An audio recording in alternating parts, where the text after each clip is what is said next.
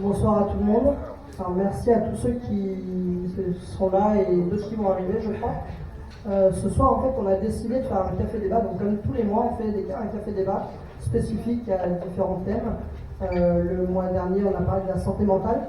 Et donc, on a laissé des adhérents de notre association, donc les Étincelles 72, justement gérer et créer justement le café débat en tant que tel.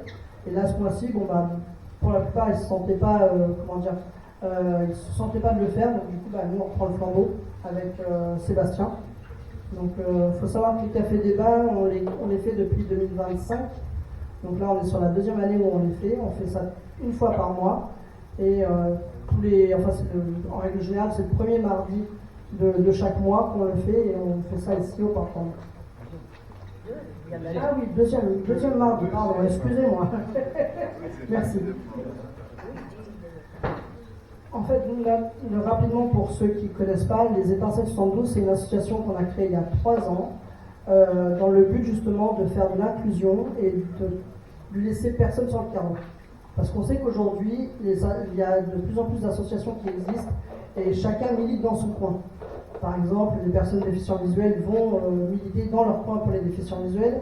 Les personnes qui ont des problèmes d'élocution, par exemple, vont être tous ensemble, etc., etc.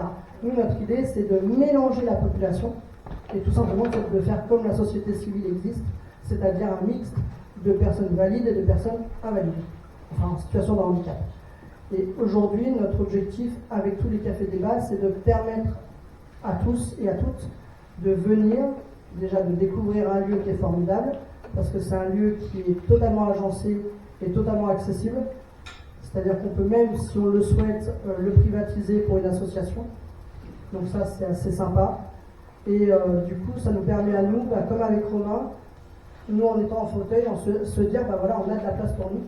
On n'est pas obligé d'être serré avec des trucs qui sont cloués sur le sol et qu'on ne peut pas faire bouger. Donc ce soir, il va partir. Ce soir, la personne qui est derrière le bar, c'est Marie. Donc si vous n'hésitez pas à aller la voir si vous voulez prendre une conso, peu importe. Et donc là on va commencer. L'idée en fait de ce thème sur le trouble du spectre autistique et l'autisme en tant que tel, c'est déjà de revenir sur un truc qui aujourd'hui m'interpelle beaucoup. C'est qu'il y en a encore qui parlent d'autisme en disant autiste Asperger.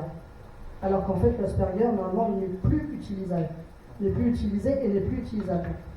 Parce que Asperger, ça date justement de l'époque des nazis, et c'est justement un médecin nazi qui s'appelait Monsieur Asperger, qui a nommé les personnes, entre guillemets, bizarres, et il leur a dit « vous êtes des autistes ».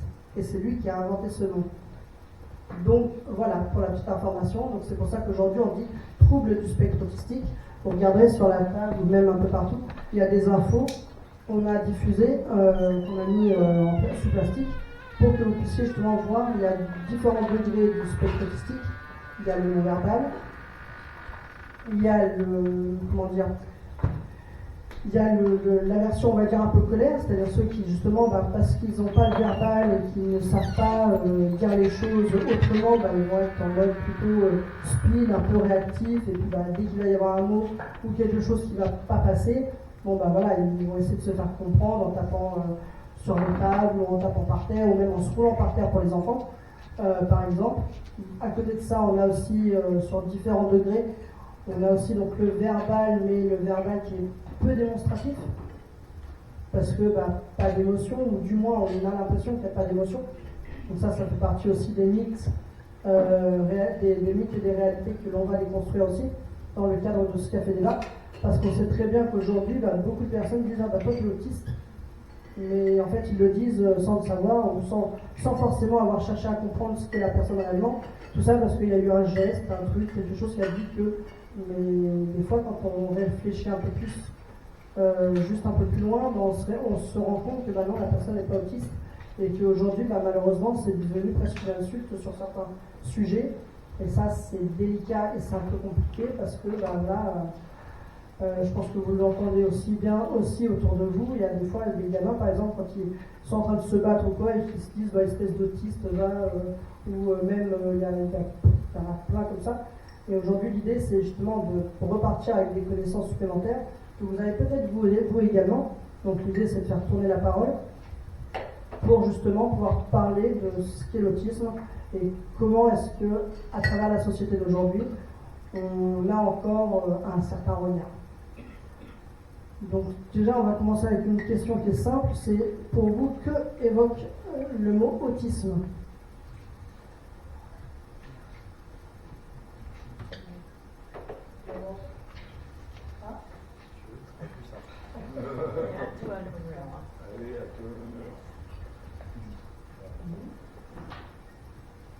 La première fois que j'ai été amené à travailler avec une enfant autiste, parce que je suis enseignant, c'est exactement les symptômes que tu décris, parce que c'était il y a plus de 20 ans. Et elle était toute petite, elle faisait des crises et c'était très compliqué de la gérer. Et effectivement, la maman m'a prêté un livre et après, bon, elle a été accompagnée, c'est les premiers AESH. Et là, il y a des choses qui m'ont marqué effectivement, déjà tout le rapport aux autres, qui leur demande beaucoup d'énergie, beaucoup d'efforts, et qui est très fatigant. Et voilà. Et des moments où il se mettait à penser toujours la même chose, à répéter des phrases. Et puis, bon, surtout, ce que j'ai compris, c'est que il ne faut pas prendre ces crises pour quelque chose qui se dirige contre nous personnellement, si jamais on est amené à leur enseigner quoi que ce soit, et que c'est un moment où il y a un trop-plein. Donc il faut réaménager leur emploi du temps et la manière de faire avec eux. Après avoir une définition exacte, je préfère le laisser pour quelqu'un d'autre. Et voilà, c'est juste un ressenti.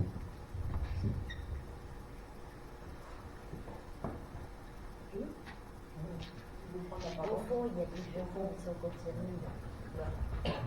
N'hésitez pas à vous lever le doigt quand vous dites. C'est plus simple. Bonsoir. Alors pour moi, être autiste, c'est être un peu coupé du monde, avoir du mal avec ses relations sociales, se sentir surtout en décalage avec le monde extérieur. Il y a quelque chose, une inquiétante étrangeté, quelque chose que l'on ne connaît pas, et puis, que l'on doit reconnaître en soi pour être enfin apaisé. Voilà ma définition de l'autisme.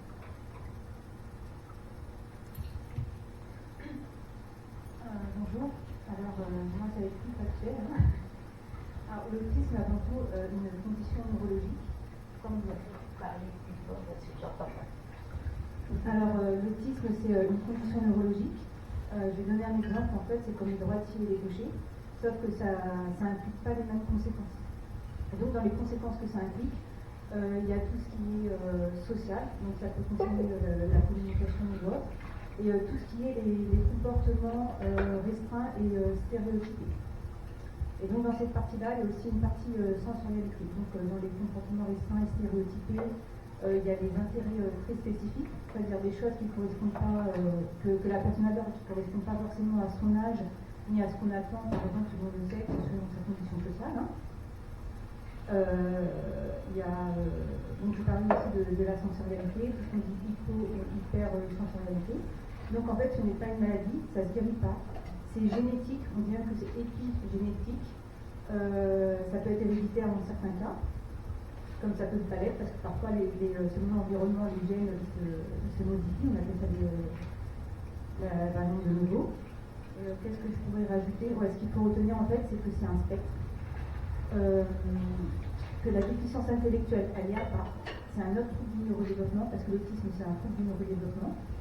Et on estime environ 70% des autistes sont avec déficience intellectuelle et 30% avec déficience intellectuelle.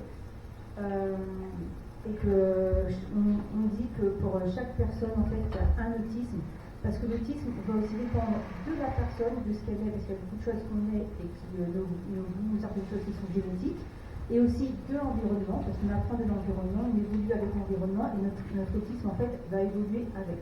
Et donc il peut y avoir des autistes avec de très grosses difficultés, des autistes avec des difficultés moindres, et des autistes avec des difficultés, de très grosses difficultés dans un domaine, dans un autre domaine, beaucoup moins de difficultés. Et en fait, ça fait comme tout un panel. Donc voilà.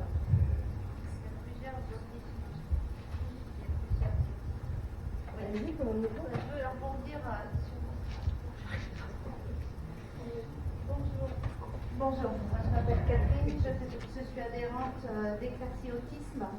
J'en profite pour sortir la fiche parce qu'on fait une journée de l'autisme.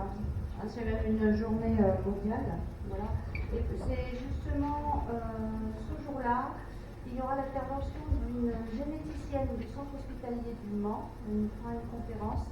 Donc c'est pour ça que je me permets, pour rebondir sur ce que vous disiez, d'aller cela, moi je l'apprendrai. Voilà.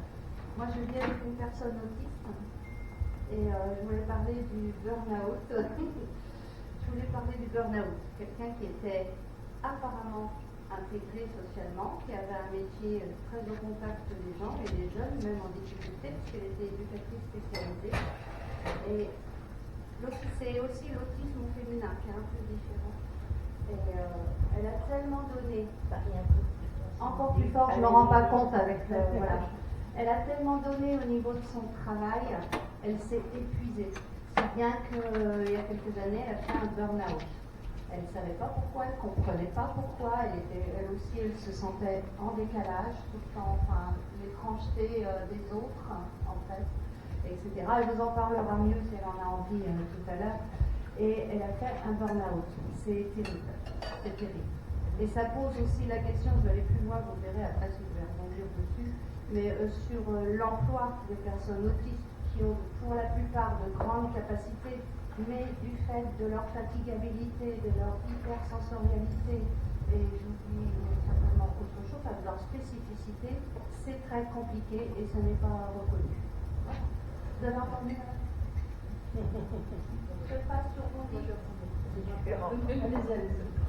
Pensez à bien mettre le micro devant vous parce que voilà, on a le cas spécifique d'une personne qui est justement malentendante. Ah oui. Mais le problème, c'est que quand j'ai un micro, j'ai envie de chanter. C'est pas alors, non, mais après, non. Pour moi, le micro, c'est chanter, c'est pas pareil. Je vous remercie de tenir compte parce que D'accord, oui, non, je comprends. hyper J'imagine. Mais moi, on me dit souvent que j'ai une voix criarde. Donc, c'est pas grave. excusez-moi, les personnes autistes, je vais abîmer vos oreilles. Non, il n'y a pas de souci. Le problème avec le TSA, c'est qu'on a une hypersensibilité sensorielle, et les bruits. Là, par exemple, j'ai les lumières, c'est horrible. J'ai la tête qui colle. Enfin, non, c'est pas grave. Donc, comme disait ma compagne, j'ai été diagnostiquée seulement en 2020. Suite à un méga burn-out. Donc j'ai travaillé pendant 25 ans en tant qu'éducatrice spécialisée auprès de jeunes. J'ai adoré la population adolescente, les troubles du comportement, je me suis éclatée. Sauf que je n'ai absolument pas aimé le monde médico-social. Entre les lois et tout, ça m'a mis à mal. Je me suis mis, il y a eu plein de... Et le souci, c'est que à un moment donné, je me suis demandé si j'étais pas déficiente, si j'étais pas bipolaire, si j'étais pas schizophrène. Enfin, il y avait plein de... Et c'est suite à un... Ah, excusez-moi, j'ai mon téléphone. Ça, c'est... Pardon. Ah, c'est un gamer en plus. Et donc,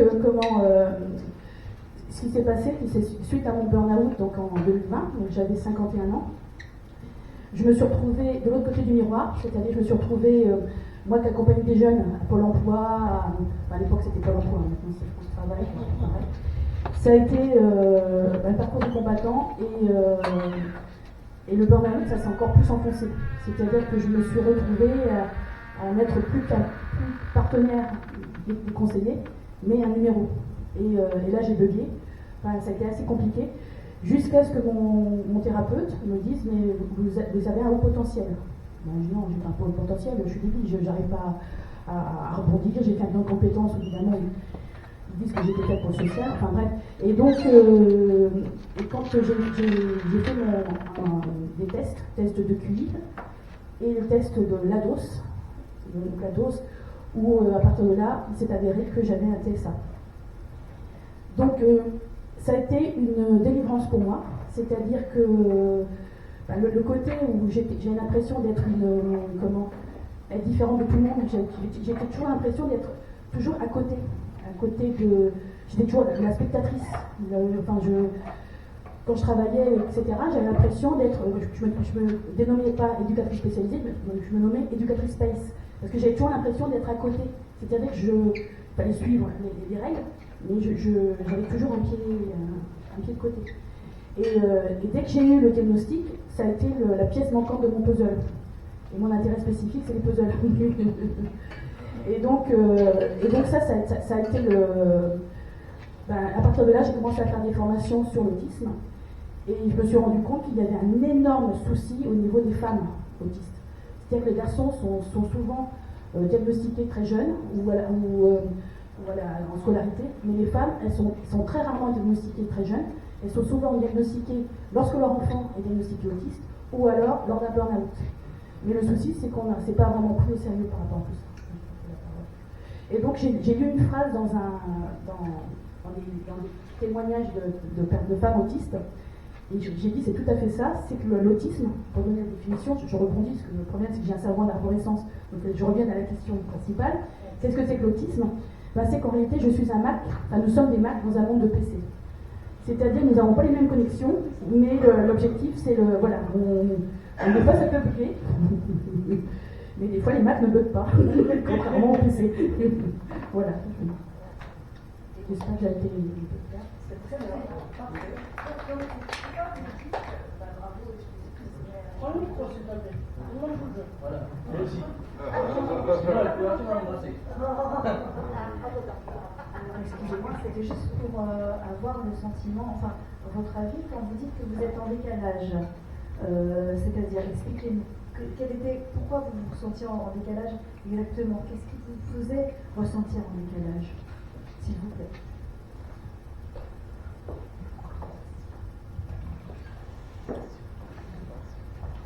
Pas la même logique, c'est-à-dire qu'il y a plein de choses, je sais pas, étant petite, beaucoup, la priorité c'était les copains, c'était les amourettes, etc. Et puis moi, non, c'était avoir la table de ping-pong pour être la première pour pouvoir jouer à la table de ping-pong, jouer aux billes, j'avais pas les mêmes centres d'intérêt.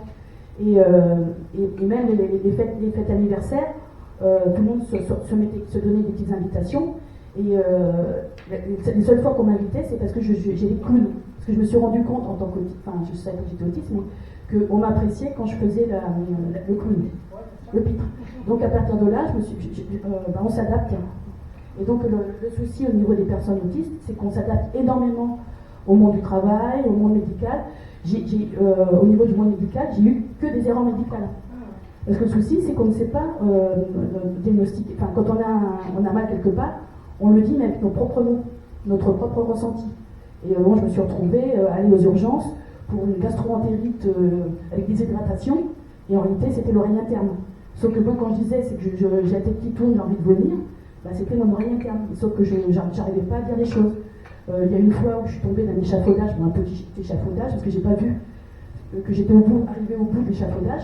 Je me suis cramponnée au niveau de la ponceuse. Je pensais que la ponceuse allait me retenir à côté. Et quand les pompiers nous demandent la douleur entre 0 et 10, 0 et 10, je sais pas, 3, vous avez pas mal. Je dis si. Et après, on m'a demandé ce que je ressentais. Et la douleur que je ressentais, c'était une brûlure. Parce que le premier accident que j'ai eu, c'était que je m'étais brûlée à l'huile bouillante. Et la seule douleur que j'avais en mémoire dans mon cerveau, c'était l'huile bouillante. Donc quand je suis tombée, j'avais la douleur de l'huile bouillante, qui était moindre, bien sûr. Donc c'est pour ça, il faut faire très très attention quand on accueille des personnes autistes au niveau de l'hôpital, même au niveau médical, c'est de bien écouter et de bien, de pas minimiser les petites choses qu'on peut dire.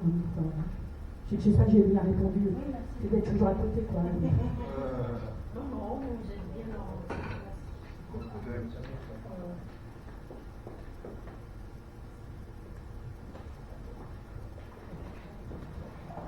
Alors, ce qui est intéressant, c'est que là, les quelques témoignages, justement, sont justement ce pourquoi les cafés débats existent. C'est effectivement pour ça, pour mettre la lumière sur ce genre de témoignages qui sont très importants. Pour tout vous dire, moi, de mon côté, si j'ai décidé de faire celui-là, c'est parce que j'ai été diagnostiqué il n'y a pas longtemps. Alors moi, j'ai carrément la totale, j'ai TDAH, TS1. Donc comme ça au moins j'ai la totale et c'est d'ailleurs l'une des raisons qui a fait que quand j'étais gamin j'étais toujours dans mon coin. Moi je m'intéressais à l'informatique, je me suis toujours intéressé à l'informatique, même aujourd'hui ça continue. Et à un moment donné, en parlant avec un psy, il m'a dit ah, ça serait bien que vous vous intéressiez à autre chose, parce que vous savez les gens ils sont pas tous comme vous. Et je pense que ça c'est une phrase qu'on a tous et toutes entendue, surtout côté autiste. C'est justement, c'est la phrase, faudrait que tu t'intéresses à autre chose quand même, parce que ça va pas te faire des copains, tu vas pas te faire des amis, etc. Et un jour, je me suis dit, ok, je vais jouer le jeu. Ouais, sauf que quand on commence à sentir sa chance, les gens, ils nous regardent en mode, mais en fait, t'es un monsieur je sais tout, en fait, on te parle de ça, tu sais tout, machin, nan. Non, en fait, vous m'avez demandé de m'intéresser à tout, donc moi, je me suis intéressé à tout. On m'a parlé de m'intéresser aux lois, il n'y a pas de souci, j'ai lu tous les lois. J'ai lu tous les codes du travail, les codes civils, machin, nan. Je les ai tous lus comme si c'était des livres, des vulgaires livres. Donc forcément, aujourd'hui, quand j'ai une difficulté, genre par exemple en ce moment avec le SART Habitat, je les appelle, je leur dis, mais vous savez, pas d'habitation, article un tel, alinéa un tel, machin. Vous savez, je les ai déjà perdus, ils sont déjà...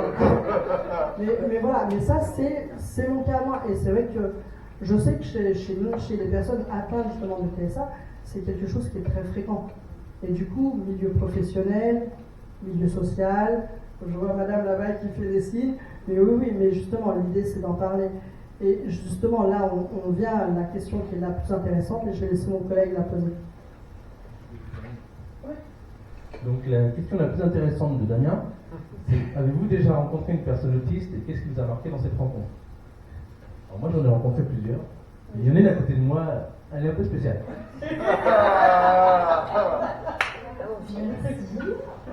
Moi aussi, mais comme elle est là, je ne vais pas en parler. Donc alors, j'ai été en couple avec une personne atteinte J'ai été en couple avec une personne porteuse de TSA et du coup qui était aussi HPI.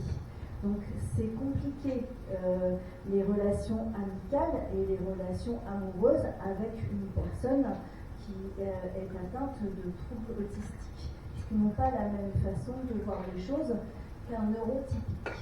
Un neuroatypique et un neuroatypique ensemble, ça fait des étincelles.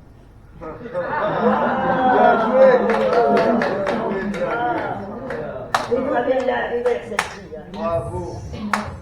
Et du coup, ce qui a été le plus compliqué pour moi, et d'ailleurs ça m'a coûté mon couple, c'est que c'était quelqu'un qui n'est pas en capacité, c'est soit il m'aime, soit il ne m'aime plus. Mais il ne peut pas être entre les deux. C'est soit il est tout blanc, soit il est tout noir, mais il n'y a pas de zone grise, il n'y a pas de tolérance. Les discussions de la machine à café l'ennuient profondément. Et pour lui, on discute, mais de choses importantes, essentielles, qui sont essentielles pour lui. Pour nous, pas forcément, mais pour lui qui sont essentielles. Et du coup, il faut pouvoir rentrer dans son mécanisme pour pouvoir l'aborder et pour pouvoir interagir avec lui. Voilà, donc c'est un petit peu le témoignage que je donnais. Et ça m'a coûté mon couple. J'ai fait ce que j'ai pu, je lui ai mis toute mon âme. Mais ça n'a pas pu continuer parce que je n'arrivais pas à rentrer dans son mode de fonctionnement et il a considéré que je l'ai trahi parce qu'il ne voulait pas que je parle de son autisme. Et sa fille était avec moi dans la voiture et elle va devenir psy. Et pendant 1 heure, elle m'a dit, moi je pense que papa est beaucoup autiste. Je pense que papa il est autiste pendant 1 heure. J'ai tenu. Et au bout d'1 heure, je lui ai dit, oui, ton père est autiste. Il va lui parler parce qu'il attend que ça. Et en fait, il en a énormément voulu parce qu'il a l'impression maintenant qu'il est considéré comme un sujet d'étude plutôt que comme son papa. Et du coup, ça a mis à mal un peu notre couple. Et du coup, ça a plus d'autres choses. Du coup, on n'est plus ensemble maintenant. Donc c'est pas grave, j'ai rencontré quelqu'un d'autre. C'est pas un bon vieux. Mais qui est certainement autiste aussi. Je ne sais pas pourquoi, je les attire. Voilà pour mon témoignage. Quelqu'un d'autre?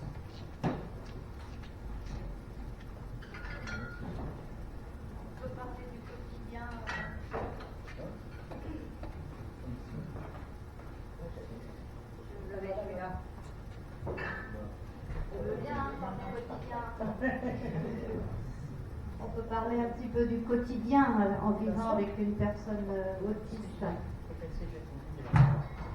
Vous voulez d'accord, comme ça. Il n'y a pas de souci. Du quotidien avec une personne autiste, c'est tous les jours l'aventure. Après, on n'est pas au niveau horaire, par exemple.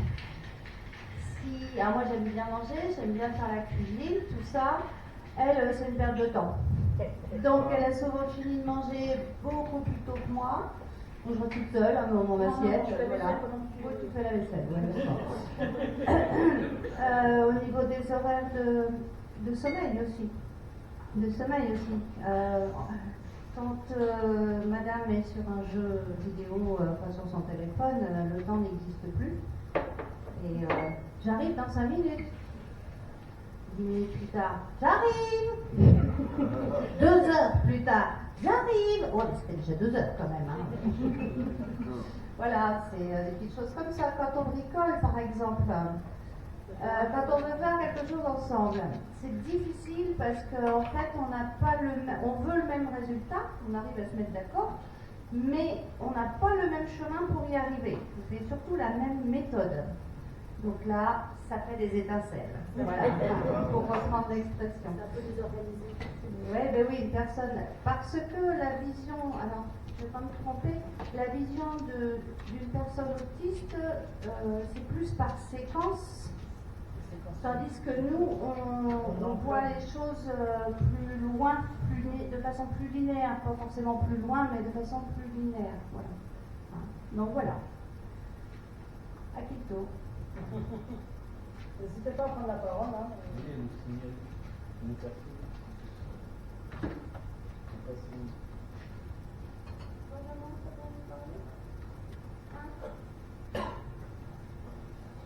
Tu veux pas rajouter quelque chose?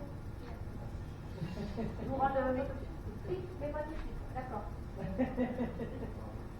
Moi, je veux dire juste une chose. Elle va pas m'en vouloir. Je dis que quand on est proche de quelqu'un qui est autiste, peu importe, vu toutes les signes, il y a 36 moi, pour ma part, j'en côtoie une personne régulièrement, et je dis il faut respecter la personne, ses désirs, sa façon d'être, sa façon de vouloir. C'est très très important. Je me suis rendu compte, parce qu'on est dans une association, la même toutes les deux, et au fil des mois, je me suis rendu compte que oui, elle a haut potentiel, mais elle a, je veux dire, quand maintenant, elle dit, quand elle a besoin de recul, elle le dit, vous allez être un moment sans me voir. Et ça, j'ai trouvé ça formidable, parce que au début que je l'ai connue, elle ne l'aurait pas dit. Et maintenant, elle le dit, et elle le fait surtout. Et vraiment, quand, moi, pour ma part, quand je la vois, ça me fait plaisir. Parce que je me dis, ah, ça y est, elle reprend son vie avec, je ne vais pas dire des gens normaux, parce que personne n'est normal dans la vie. Mais, et ça, vraiment, je peux lui dire, chapeau, continue, et vraiment, et elle a une instruction. Elle n'osait pas nous la donner, et maintenant elle nous parle, elle nous en parle de ce qu'elle fait, de son travail qu'elle fait chez elle, enfin, et ça c'est, moi pour ma part, je me dis ça m'enrichit.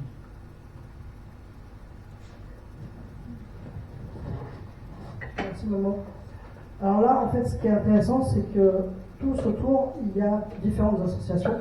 Il y a Olivier de la Ligue des droits de l'homme, il y a Momo et je me suis désolée, de Toutes Capables. Il y a donc nous, les Étincelles. Il y a effectivement, comment s'appelle notre association? Éclaircie Autisme, ok. Bah, ce qui sera intéressant, c'est qu'on prenne les contacts tout à l'heure, parce que justement, nous, derrière... Quelqu'un de chez vous est venu à un café rencontre. Ah bah, ça doit être Monsieur Pedron qui est venu vous voir. Ouais, je lui ai envoyé un petit coup de fil. Voilà, tout à fait. Et Et du coup, effectivement, oui, on nous avait parlé, bah, c'est vous qui nous parlez, c'est ça? Oui, quand vous aurez fini, parce qu'on est une autre association. D'accord, ok. Mais justement, c'est ça l'avantage, c'est que les cafés débat sont ouverts à toutes les associations. Et donc, du coup, ça nous permet derrière de pouvoir discuter du sujet. Et je pense que dans plein d'associations, il y en a qui sont atteints de TSA.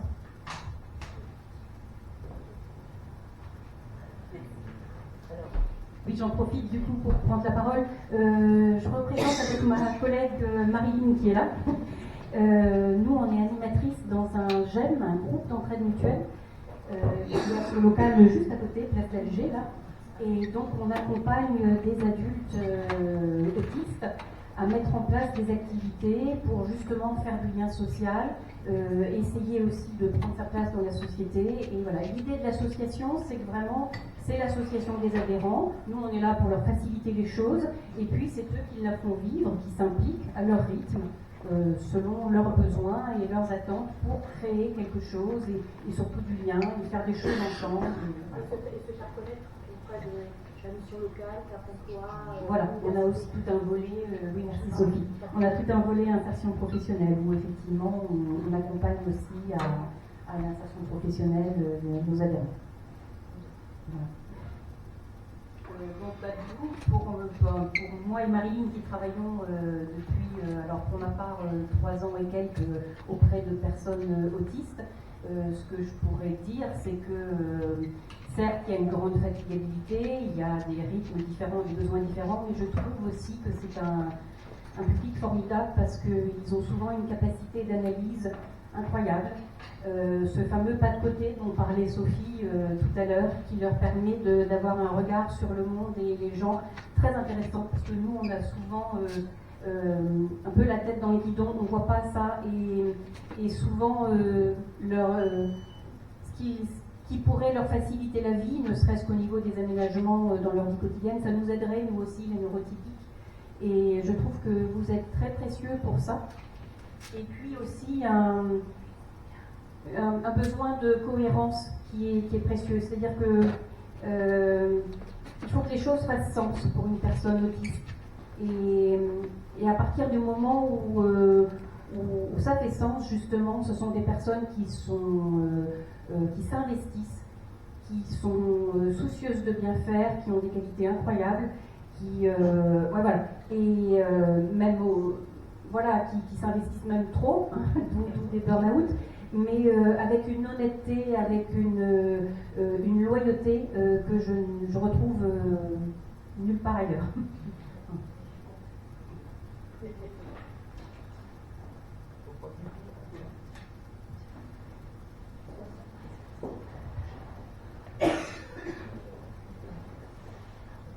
L'école est-elle suffisamment inclusive? Le monde du travail est-il adapté? On va faire les deux ensemble. Ça va.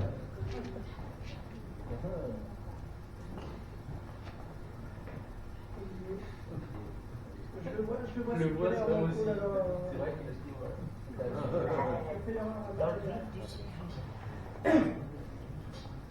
sur l'école, je pense que c'est en partie, il y a quand même eu des progrès, il faut qu'on le reconnaître, depuis 20 ans. Ouais, enfin. Après, c'est quand même une question de rapport individuel et d'histoire personnelle et de rencontre entre quelqu'un, un formateur et un enseignant, et son questionnement par rapport à cette problématique-là, enfin ces sujets-là. Enfin, je ne parle pas de problématique en termes de problème pour la personne accueillie, mais en termes de comment adapter son enseignement. C'est ça la question. Tout l'enjeu est là. Voilà. Et là, effectivement, ça demande une formation, et cette formation n'est pas obligatoire. Voilà. Elle repose sur des choix personnels ou du temps personnel. Voilà. C'est là où ça. Moi, j'ai eu la chance d'avoir une maman d'enfant, à l'époque on disait autiste, on ne dit pas TSA, qui était vraiment bien informée. Donc ça m'a aidé. Voilà.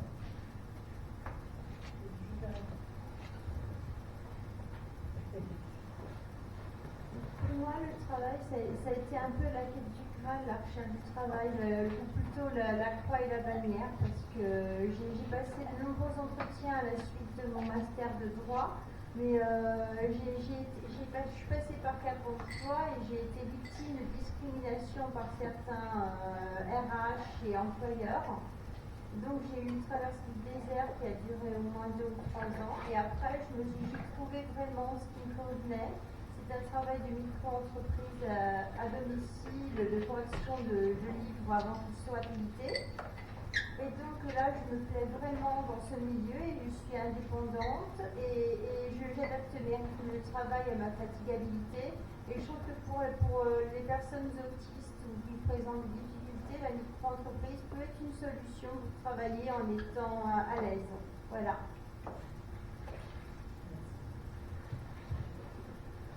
Je suis tout à fait d'accord avec. Comment ton prénom ? Sandrine. J'ai aussi passé le parcours du combattant, avec le bilan de compétences, avec Cap Emploi, j'ai refait un actif projet, parce que je pensais que c'était pour activer le projet, et en réalité c'était un second bilan de compétences. Donc il y a plein de choses qui ne sont absolument pas adaptées pour des personnes comme nous. Mais par contre, le côté positif de France Travail, de Cap Emploi, pardon, c'est quand ils ont su que j'avais un handicap au niveau de Pôle Emploi, ils m'ont mis tout de suite à France Travail, à Cap Emploi. Cap Emploi, ils m'ont proposé des ateliers. Alors, ce qui était génial, c'est que les ateliers, c'était accepter son handicap. J'avais pas envie de le faire. Je l'avais accepté, donc je n'ai pas l'intérêt de le faire. Le deuxième, c'était les moyens de compensation. J'en ai pas besoin. J'avais juste besoin d'avoir une info sur les RQTH. Donc j'ai fait l'atelier 3. C'était logique, on me demande qu'est-ce que je veux faire. Donc je fais cet atelier-là. Et j'étais très mal accueillie parce que je n'avais pas fait l'atelier 1 et l'atelier 2. Donc là, j'ai un peu bugué. Et à partir de là, ils m'ont donné après la brochure pour le handicap. Et je me suis rendu compte que dans leur brochure, il n'y avait pas d'autisme. Il y avait maladies psychiques, il y avait maladies héréditaires, et à un moment donné, j'ai levé la main quand j'ai joué ma chieuse. J'ai joué mon Mac. J'ai dit, je comprends pas, vous mettez pas l'autisme, c'est quoi? Ah ben c'est une maladie psychique. Non, déjà, c'est pas une maladie, déjà, petit 1. Donc j'ai dit, il y a du boulot. Hein. Et donc je me suis retrouvée avec la conseillère du conseiller. Sauf qu'à un moment donné, j'ai appris qu'il y avait une formation à la RIFT, d'Angers, sur la formation d'intervenant père. Donc je me suis dit, tiens, ça pourrait être intéressant. Donc j'ai fait cette formation. Donc j'ai eu la validation. Et le souci, c'est qu'ils nous disent, le problème, c'est qu'après, il va falloir choisir. Parce que déjà, le métier, oui, c'est ça qui est génial, c'est que Pôle Emploi, Pôle Emploi, France Travail et la GFI ont payé la formation qui était de 4 000 €. Donc j'étais super contente.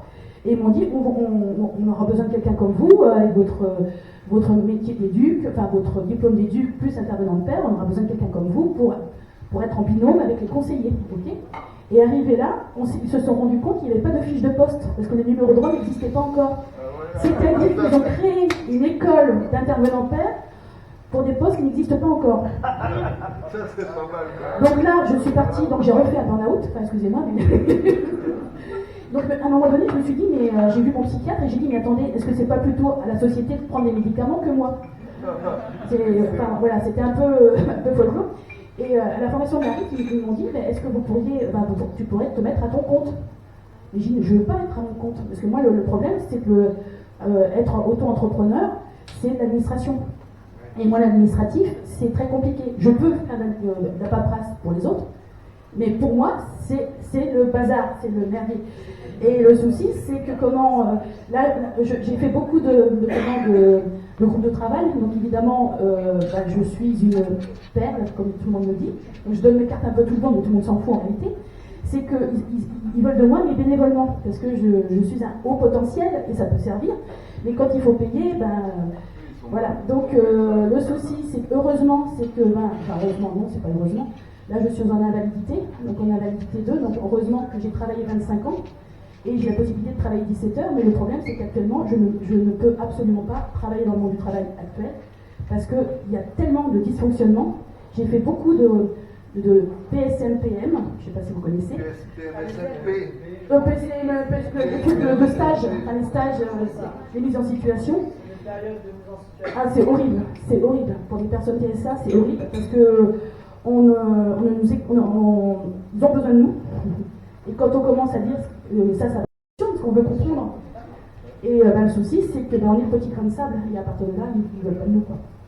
Donc, Donc voilà, donc là pour l'instant, je me cherche un petit peu encore. J'interviens énormément en tant qu'adhérente au GEM. Je m'investis un peu moins parce que j'ai pas envie d'être dans la présidence ni quoi que ce soit, parce que les responsabilités, j'en veux plus, j'en veux pas. Et puis évidemment, on a un gestionnaire qui est un médico-social, parce qu'on est obligé d'avoir un gestionnaire actuellement. Et le souci, c'est que je me retrouve durant toutes les années au niveau médico-social et c'est très compliqué. Donc voilà, donc je me perds un peu dans mon cheminement, je ne sais pas si vous voyez. Mais c'est vrai que c'est très très très très compliqué. Et c'est vrai qu'au niveau du GEM, ce qui est génial, c'est qu'on rencontre beaucoup de GEMeurs qui sont soit à la mission locale, soit à Cap Emploi, ou qui travaillent et qui rencontrent exactement les mêmes soucis de fatigabilité. Et dès qu'on commence à parler de TSA, tout de suite on est étiqueté. L'image c'est Good Doctor, ou alors Rayman, ou alors celle qui joue la Astrid et Raphaël. Donc le souci c'est qu'on est un peu. Il y a toujours ces étiquettes quoi. Et le souci c'est qu'il y a autant de personnes TSA que de personnes TSA, on est tous uniques. Donc je me perds un peu parce que j'ai un cerveau en arborescence et j'ai un porte qui s'ouvre. Merci.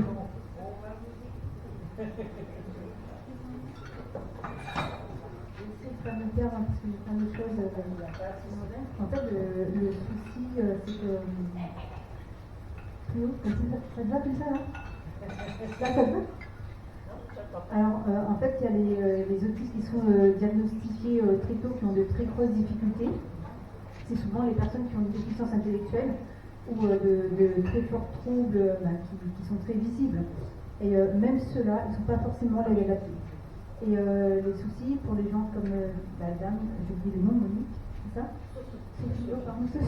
C'est pas grave, c'est la Marie. Ou comme moi-même, c'est qu'en fait, il y a une différence. Nous, on sent nos difficultés. Ce n'est pas perçu pareil de l'autre côté. Et en fait, les difficultés sont nées et on arrive à compenser jusqu'à. On peut avoir un bon niveau scolaire. Moi, je suis allée jusqu'en terminale. Il y a d'autres qui vont beaucoup plus loin. Et en fait, on pousse, mais on n'arrive pas jusqu'à l'université ou décrocher un emploi. Et voilà, je me sens que je suis perdue. Je me retrouve. Ah oui, et donc en fait, pour les personnes comme nous, la difficulté, c'est que on ne pose pas de mots sur le handicap et le handicap se voit. Et il faut savoir que le handicap, l'année dernière, ils n'ont pas fait le sondage, mais c'est la première cause de discrimination en France depuis des années. Et après, comme j'ai dit, il y a souvent l'environnement et souvent il y a les intersectionnalités. Ça veut dire que le handicap mène souvent à la précarité. Et on va dire que tout se cumule, et au bout d'un moment, c'est difficile un peu de rattraper ça. Et après, quand on arrive dans une certaine situation, on se fait infantiliser, on va dire. C'est souvent le cas au Pôle emploi, d'autant plus que les autistes sans déficience intellectuelle, ils arrivent souvent à avoir un certain niveau dans leur domaine de prédilection, dans les intérêts spécifiques. Et moi, par exemple, ce qui m'ennuie le plus au monde, c'est de avoir à faire quelque chose de banal sur lequel j'ai passé des années auparavant par moi-même. Et donc on va dire que tout ça, en fait, on se sent un peu, infantil. Je me perds, je suis désolée, mais j'espère que vous avez compris infantilisé. Voilà. Et donc après, il y a aussi le fait des capacités. Donc plus on a des capacités, et imaginons une personne avec beaucoup de capacités à compenser, qui arrive à compenser jusque très tard et qui se fait diagnostiquer du coup très tard, ça va poser problème aussi pour l'emploi. Parce que il y a l'agisme, il faut se reformer, il faut que l'employeur accepte d'employer une personne et handicapée et âgée. Et donc c'est compliqué.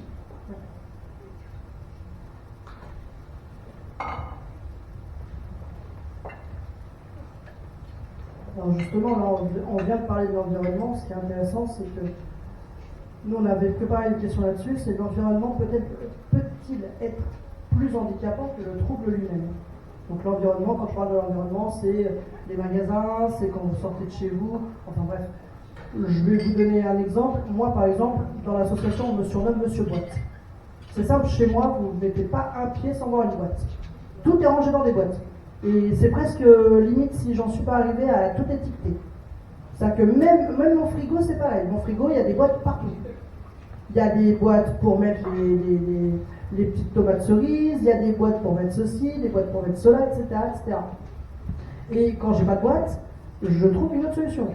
Genre, je vais aller me balader, tiens, il y a eu le marché ce matin, je vais aller me balader, tiens, il n'y a pas 2-3 cagettes qui traînent, allez hop, je vais prendre des cagettes, et puis je vais faire la même chose. C'est-à-dire pour moi, les cagettes, je vais m'en servir pour mettre mes poêles, mes casseroles, etc., etc. Donc, pareil pour vous, est-ce qu'à l'extérieur de votre domicile, comment est-ce que l'environnement, vous le côtoyez, si je puis dire, et est-ce qu'il est plus handicapant que le trouble en soi?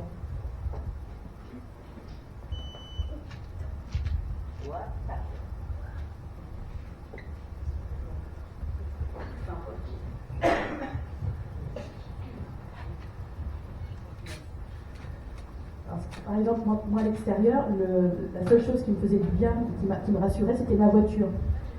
Jusqu'au jour où ma voiture, elle a eu des gros soucis mécaniques. Et bon, quand on n'a plus de travail, la voiture, c'est que secondaire, quoi. Donc j'ai dû m'en débarrasser. Et donc, il a fallu que je change un peu ma façon de me déplacer. Et il a fallu que je me déplace en tram. Le tram. C'est horrible pour des personnes qui aient ça.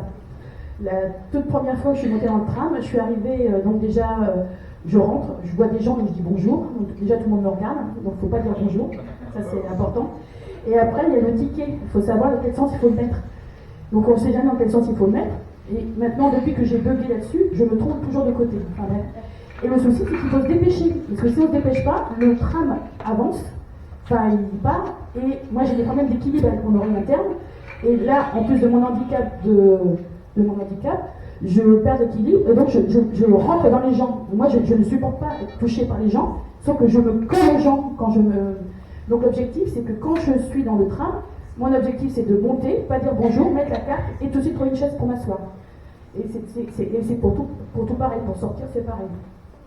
Et l'objectif, c'est à chaque fois, c'est par comment j'ai perdu le fil. C'est toujours commencer... j'ai perdu le fil. Non, il n'y a pas de souci. Ah oui, d'accord. Ah oui, d'accord. Ah oui, par rapport au tram. C'est-à-dire que... Merci, c'est gentil. C'est vrai que quand on est dans le tram, c'est tout un univers. Et après, donc on m'a dit, tu vas commencer après par le bus. Vous voyez les mollos. Et après, quand on sort, c'est pareil. Quand on sort, quand on va rentrer dans un magasin, c'est pareil. On va toujours dans les mêmes magasins. Et là, la dernière fois que j'ai fait un gros stress, c'était, je ne sais pas si vous êtes allé, au Leclerc de Fontenelle. Ils sont en plein travaux. Ils sont en train de tout changer. C'est horrible. En plus, et moi j'ai mes habitudes. En plus, il y a les bruits, il y a les lumières, il y a les odeurs. Et là j'ai bugué, c'est quand ils se sont trouvés au rayon culotte, il y avait les fruits et légumes. Ça sentait la banane en plus. Et tout ça pour dire que c'est angoissant, c'est stressant. Et voilà, c'est un continuel. Et quand je rentre, je suis obligée de me déshabiller pour me remettre à l'aise parce que j'ai l'impression voilà, c'est compliqué l'extérieur.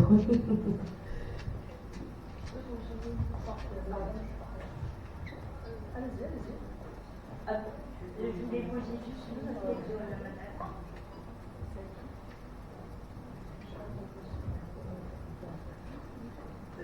Oui, excusez-moi. J'avoue que avant que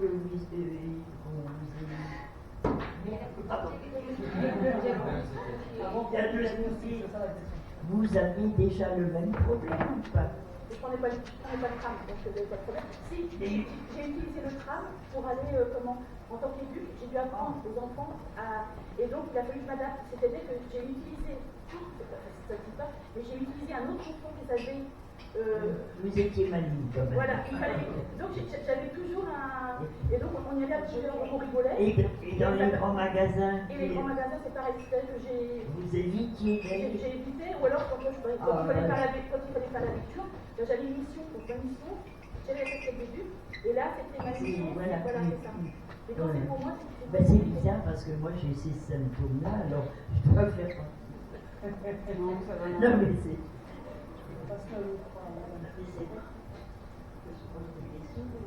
Moi aussi, je vais me concentrer pour pas me perdre. Donc, on parlait du handicap et de l'environnement. Et en fait, je vais vous lire la définition de l'OMS. Le handicap est le résultat de l'interaction entre des personnes ayant des limitations fonctionnelles. Je ne vais pas vous donner des exemples. Et les obstacles comportementaux ou environnementaux qui font obstacle à leur pleine participation à la société sur la base de l'égalité avec les autres. En bref, ça veut dire qu'une personne n'est pas handicapée seule. C'est l'environnement qui l'handicape. Donc, une personne est handicapée que dans un environnement qui l'handicape en fait. Elle est handicapée par comparaison, par le contexte. Voilà, un environnement qui n'est pas adapté. Vous prenez une personne qui a un handicap quelconque et vous adaptez l'environnement, elle arrivera très bien à s'en sortir. Et voilà, c'est tout. En fait, moi, je ressens exactement les mêmes problèmes que Madame Sophie. Concernant les transports en commun, là, je prends toujours les mêmes chemins et tout ça, mais parce que j'y suis habituée, plus à l'aise. Mais lorsqu'il s'agit de changer un petit quelque chose, j'ai pas le sens de l'orientation du tout, et je me trouve rapidement perdue et tout. Les magasins, c'est pareil, je vais dans les mêmes magasins, mais quand il faut faire la queue et tout ça, parce qu'en plus de mon handicap, j'ai aussi la fibromyalgie qui m'occasionne du douleur et de la fatigue énorme. C'est difficile pour moi. C'est difficile pour moi également dans les grands magasins, les hyper et tout ça, à cause de la fibromyalgie. Et de l'autisme aussi pour le son, les gens et tout, ça me fatigue. Et puis je dirais aussi que l'environnement, il n'y a pas que l'environnement, les magasins, il y a aussi l'environnement humain. Il faut qu'il ne soit pas toxique pour la personne concernée. Il faut qu'il vive en harmonie avec son environnement humain également. Voilà. Vas-y, prends. Je vais prendre moi, du coup, je suis orthophoniste en libéral, alors j'ai pas eu beaucoup de patients porteurs d'autisme. Et oui, par rapport à la définition, c'est pour ça qu'on parle de personnes en situation de handicap. Malheureusement, en France, on est très mauvais pour l'inclusion. Et c'est pour ça que j'ai fait mes études en Belgique. Et c'est vrai que déjà, par rapport à l'autisme, j'ai eu l'occasion d'aller faire un stage dans un établissement secondaire, donc collège, avec des classes pour des jeunes qui avaient des déficiences intellectuelles, des enfants qui avaient des troubles du langage, donc dyslexie, dysorthographie, dysphasie, et il y avait des classes aussi pour des enfants avec handicap psychique et des enfants TSA. Et c'est vrai que du coup c'était intéressant parce qu'on n'avait pas cette solution. Enfin, moi je vois, j'ai des patients qui pourraient être bien en ULIS, sauf qu'en ULIS il y a des enfants qui devraient être en IME, parce qu'il n'y a pas de place en IME. Et donc on se mord la queue comme ça et on se retrouve en plus malheureusement avec donc, tout ce qui est diagnostic en effet avec des diagnostics tardifs. Alors ça n'a rien à voir, mais je fais juste le parallèle comme ça. Moi j'ai eu un patient qui est arrivé, l'école l'a rassuré les parents en CP, il est arrivé en CM2 à pas du tout, à être complètement découragé par les phrases. Et c'est vrai que du coup, bah, voilà, il y a des erreurs il y a des diagnostics trop tardifs parce que malheureusement il y a aussi des effets d'écoles où selon les quartiers dans lesquels vous vous situez, il y a des instituts qui ne s'inquiètent pas. Et du coup, cet enfant, c'était ce cas-là, il venait des sablons et bon, il devait avoir à peu près le même niveau que la moyenne, parce que malheureusement, il y a aussi des effets parfois socio-économico-culturels, c'est-à-dire de stimulation qui ont plus ou moins appris à construire leur logique ou qui ont été beaucoup d'écrans, etc. Bon, je me perds un peu aussi, désolé. Autre question par rapport au diagnostic, on sait que de façon générale, chez les personnes porteuses d'autisme, les femmes vont compenser plus longtemps. Par rapport aux situations par rapport à tout ce qui est social en fait. Voilà, par rapport aux habiletés sociales, elles vont compenser plus longtemps. En effet, il y a des personnes diagnostiquées tard. Je sais que j'ai dans mon entourage la fille d'une copine qui se fait diagnostiquer à 18 ans parce qu'elle se dit quand même là, au niveau interaction, il y a quelque chose qui m'embête et voilà, dans des situations de bruit, etc., elle a besoin de mettre quelques antibiotiques pour se sentir bien, il y a plein de choses comme ça. Mais c'est sûr que même en tant que professionnel, on est moins de savoir parce que il y a peut-être beaucoup de personnes problématiques. Et c'est toujours intéressant d'avoir les retours et les impressions de chacun. Ouais. voulais parler par rapport à l'orthophonisme. Ouais. Prenez le micro. Merci. Par rapport au métier d'orthophoniste, j'accompagnais un jeune qui était bègue, qui bégayait, et qui allait voir un orthophoniste. Et depuis toute petite, je m'étais mis dans la tête que j'étais bègue. Et en réunion, je posais toujours des questions, et j'avais l'impression qu'on ne m'écoutait plus. À force de poser des questions, à un moment donné, qu'est-ce qu'elle va encore me dire? Et à un moment donné, je me disais, pourquoi on écoute plus un tel et pas moi? Donc, j'en ai parlé à mon médecin qui m'a fait une ordonnance pour rencontrer un orthophoniste. Et donc, j'ai rencontré l'orthophoniste qui voyait le garçon qui était bègue. Et je lui ai dit, voilà, vous me connaissez en tant que éduc. Et je me pose des questions par rapport à ma façon de parler, ma façon de... Et on a fait plein de tests. Et elle m'a dit, non, vous n'êtes pas bègue. Elle dit, vous avez un cerveau en arborescence. Et elle dit, vous avez un cerveau qui va à 150. Et le problème, c'est que quand vous communiquez avec des gens qui vont à 100 ou à 50, eh ben ça bug. Et le souci, c'est que pour ne pas perdre le fil de la pensée, je parle très vite. Et le souci, c'est que les autres en face ne suivent pas ma pensée. Et il a fallu travailler ça et comprendre ça. Et dernièrement, j'ai recroisé cette orthophoniste et je lui ai dit que j'avais été diagnostiquée. Et elle m'a dit... c'est vrai qu'au niveau de la formation d'orthophoniste, elle est intéressée pour faire des formations sur l'autisme, parce qu'elle dit qu'il y a beaucoup de jeunes qui sont mal diagnostiqués ou qui sont mal orientés. Voilà, c'est ça. Il y a beaucoup d'autistes. Moi, je sais que j'ai ma cousine, elle a 2 enfants qui sont TSA. Et il y en a une qui est dyscalculique et son fils est dyslexique et dyspraxique. Donc il y a aussi des réalités là-dedans. Oui, dans l'autisme, j'espère que je ne vais pas dire de bêtises, mais je crois que quand il y a clairement de la génétique, je crois que quand il y a un enfant porteur d'autisme dans une fratrie, il y a un risque sur 2 que ce soit le cas aussi pour 2. Ça me semble que c'est quelque chose comme ça.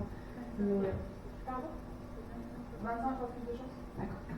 Mais c'est vrai qu'après, en effet, il y a parfois des troubles associés. Il peut y avoir des multidis, il peut y avoir plein de choses comme ça. Donc nous, on va diagnostiquer les troubles pour lesquels on vient nous questionner entre guillemets, mais après, on n'est pas tout seul. C'est-à-dire que, de toute façon, pour l'autisme, moi, je ne me permettrais pas de diagnostiquer tout seul un autisme. Il y a les CRA, il y a des centres ou alors des... Ça marche pas bien, les CRA, c'est très long, hein. C'est d'autres raisons que ça. C'est très long, et le souci, c'est qu'ils sont très bons pour les enfants. Ouais. Et pour les adultes, ils sont, surtout les femmes, ouais. Il y a des très très mauvais nombres de familles. On a eu un souci avec une personne qui a été diagnostiquée sur Paris. Ouais. Et il y a son médecin traitant qui a dit ça serait bien que vous fassiez diagnostiquer par le CRA. Et le CRA dit non, madame, vous n'êtes pas. Parce que les troubles étaient trop compensés. Ouais. Pour les sympathisants, les novices, c'est quoi un CRA? Centre de ressources autisme. Voilà. Pour essayer de diagnostiquer sur place. Après, il y a des psychiatres aussi qui le font, mais il faut tomber sur des personnes qui sont formées. Et il ne faut pas avoir des courants à l'ancienne, c'est Lacan ou quoi, qui dit que c'est la faute de la mère qui n'est pas aimante ou des choses comme ça, parce qu'il y en a encore malheureusement aussi. Et il y a beaucoup d'institutions qui ont des psychologues qui sont formés au niveau Lacan, qui font des la psychanalyse, oui, parce que quand même, on pourra le guérir ça semble bien même enfant. Ouais. Il y a des choses aberrantes encore même enfant. Il y a du travail. Moi, je sais que Alors, je ne vais pas parler très très longtemps, mais j'ai sous les yeux le site le monde de l'autisme.fr. Et alors, je lis par rapport à ce que. Et j'aurai ma question après. Le médecin et les différents professionnels de santé impliqués dans le diagnostic s'appuient sur leurs compétences. Ça me fait doucement rigoler, moi personnellement. Leur expérience clinique, l'observation du fonctionnement de la personne et le recueil de données auprès des proches. Ce que j'avais comme question, c'est pour la plupart qui est là, comment vous avez été diagnostiqué? Est-ce que c'est une personne qui a été diagnostiquée, qui a été à l'origine du diagnostic, ou est-ce que c'est plusieurs professionnels qui, en se réunissant et en discutant ensemble, ont défini que vous étiez avec un TSA?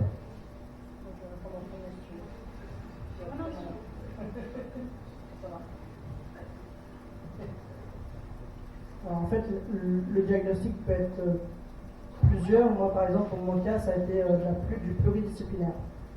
C'est-à-dire que je suis passé d'abord et avant tout par des centres hospitaliers, parce que en fait, de base, je suis né avec une pathologie dont je suis le seul cas en France, et bien sûr dans le monde, donc forcément, ça ne s'arrête pas. Donc j'ai passé toute ma vie, jusqu'en 2016, à faire le tour de la France, à voir tous les CHM, enfin les CHU, principalement, notamment à Paris et dans le sud de la France. Et puis à chaque fois que je rencontrais un psy, à chaque fois c'était « mais votre enfant il est bizarre, il pense pas comme tout le monde, quand je lui dis quelque chose, il me répond à côté de la plaque, etc. etc. » Alors qu'en fait je répondais totalement à ces questions, mais sauf que ma manière de penser, ce qu'on appelle effectivement la manière arborescente, c'est-à-dire que plutôt que d'aller d'un point A à un point B, j'allais à un point A et je faisais un demi-cercle pour aller au point B en fait. C'est pas, c'était pas de la ligne, du linéaire. Et là-dessus, effectivement, il y en a plein qui ont fini par carrément me rejeter en disant non, on va pas prendre votre fils, trouver un autre psy ou débrouillez-vous, mais nous on n'en veut pas. Et ce qui était marrant, c'est que quand je suis arrivée au Mans en 2016, que ma maladie malheureusement a évolué pour que j'en finisse au fauteuil, il y a eu écho par rapport au centre de l'Arche. Et quand je suis rentrée au centre de l'Arche, on m'a proposé d'être suivi, donc d'avoir un suivi pluridisciplinaire. Donc là, j'ai vu une neuropsy, j'ai vu un psychiatre, j'ai vu une psychologue, enfin bref, j'ai vu la totale.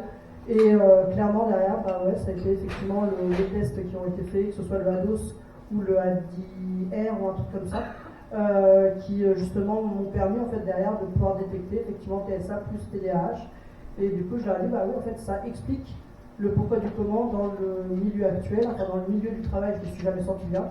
J'ai fait, sans mentir, j'ai dû faire une quinzaine, j'ai bossé 15 ans pour différentes entreprises. J'ai même fini par faire carrément de l'intérim parce que ça me saoulait. Parce qu'à un moment donné, faire du CDD ou du CDI, c'était juste relou. Parce que tous les jours la même chose, moi il ne me fallait pas une routine, il me fallait quelque chose qui, tous les jours j'apprenne une nouvelle chose, une nouveauté. Et en faisant l'intérim, l'avantage c'est que justement, je travaillais pour L'Oréal, un coup je travaillais pour Orange, un coup je travaillais pour Free, un coup, et du coup, forcément, à chaque mission, j'apprenais des choses nouvelles, puis moi j'étais content, je me disais, cool, ça me plaît. Et derrière, je me suis dit, comme disait tout à l'heure Sandrine, effectivement, moi j'ai fini par faire carrément à ouvrir mon auto-entreprise.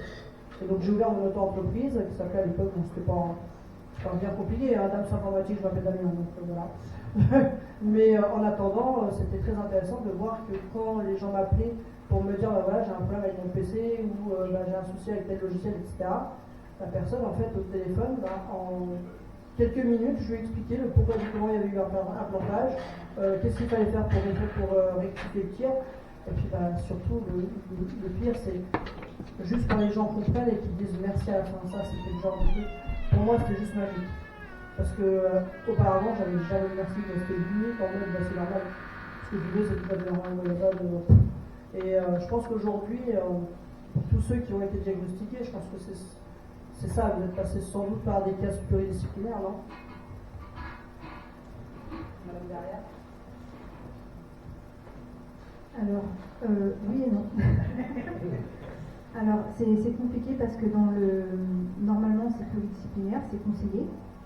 Dans la réalité des choses, c'est beaucoup plus compliqué que ça. Par exemple, moi, j'ai téléphoné au CRA qui m'a dit qu'il y a plus de 3 ans d'attente et qui m'ont orienté vers un psychiatre. Parce que quand on est au CRA, en fait, il faut quand même être absolument suivi par un psychiatre pour pouvoir postuler au CRA. Oui, c'est ça, c'est parce que c'est exactement ça. Oui, c'est sur les et donc, une fois que j'ai appelé le CRA en disant que j'avais trouvé un psychiatre, ils m'ont dit, mais finalement, voyez avec lui parce que ce sera beaucoup moins long. Et en fait, avant ce psychiatre-là, j'avais consulté un premier psychiatre suite à un burn-out, justement, parce que ce qu'il faut savoir, c'est que plus on compense, plus on a un risque de burn-out, et plus on compense, et plus on a des troubles psychiques, c'est-à-dire des troubles anxieux, voire d'autres troubles qui viennent se radical autisme. Et donc, évidemment, je suis tombée sur un psychiatre lacanien qui me prenait 10 à 15 minutes et qui me faisait payer 60 €, ça a duré 8 mois. Et j'ai tout payé de ma poche, Bon, il y avait la partie CMU pour le psychiatre. Et puis après, je me suis renseignée, j'ai trouvé un neuropsychologue. Et donc j'ai fait les tests que j'ai payés intégralement de ma poche. Donc j'ai dû attendre encore 6 mois pour économiser, pour tout passer. Et suite à ça, j'ai dû refaire la recherche d'un nouveau psychiatre qui, lui, m'a validé le test au bout de plusieurs mois. Et on réchappe rarement quand même à la prise de médicaments, parce qu'il faut savoir qu'il y a quelque chose qui s'appelle le différentiel. C'est-à-dire que pour l'autisme, il faut vérifier qu'on n'ait pas des troubles psychiques. De temps en temps, ils font des tests, ils donnent des médicaments pour savoir si on n'est pas schizophrène. Et donc, au bout de plus d'un an de parcours de diagnostic, j'ai enfin eu ce fameux sésame, on va dire, qui m'a servi à rien. Hein, parce qu'après, il n'y a pas de suivi, on nous donne, voilà. Il n'y a pas, en fait, des médicaments. En fait, on nous propose rien. Alors qu'il y aurait beaucoup de choses, la psychoéducation, la psychorééducation à faire. Et donc, suite à ça, ensuite, j'ai vu aussi une orthopédiste, tiens. Parce que la première neuropsy que j'ai vue avait décelé des anomalies qu'on pouvait interpréter comme étant des troubles des apprentissages ou un TDAH. Mais du coup, les neuropsies n'ont pas le droit de se prononcer là-dessus. Hein, donc voilà, donc elle m'a juste orientée. Et il s'avérait que c'était positif. Et donc, j'aimerais revenir sur quelques petits points avant que j'oublie, parce que voilà, on parlait justement de ce qu'on appelle des troubles associés. Donc, en fait, les troubles associés, c'est ce qui font partie des TMD avec l'autisme, hein, c'est-à-dire tout ce qui est trouble 10, dyspraxie, TDAH, trouble de déficience intellectuelle, etc. Si quelqu'un l'a dans la famille, ou si vous l'avez vous-même, vous avez plus de chances d'en avoir un autre. Ça arrive rarement seul. Et donc je fais le lien aussi avec ce qu'avait dit cette dame-là tout à l'heure sur le fait de rencontrer toujours des autistes. Et en fait, il y a un phénomène qui maintenant me paraît évident, c'est qu'en fait, on a des difficultés en fait, à faire du lien. Donc forcément, on se retrouve isolé, et quand on est isolé, on va vers qui? Enfin, des gens qui sont isolés comme nous, ou vers les gens avec qui on s'entend. Et en fait, ces gens-là, eh ben, souvent, ils ont le même truc que nous. Ou alors quelque chose qui s'en rapproche. Et oui, ça y est, j'ai dit tout ce que j'avais à dire.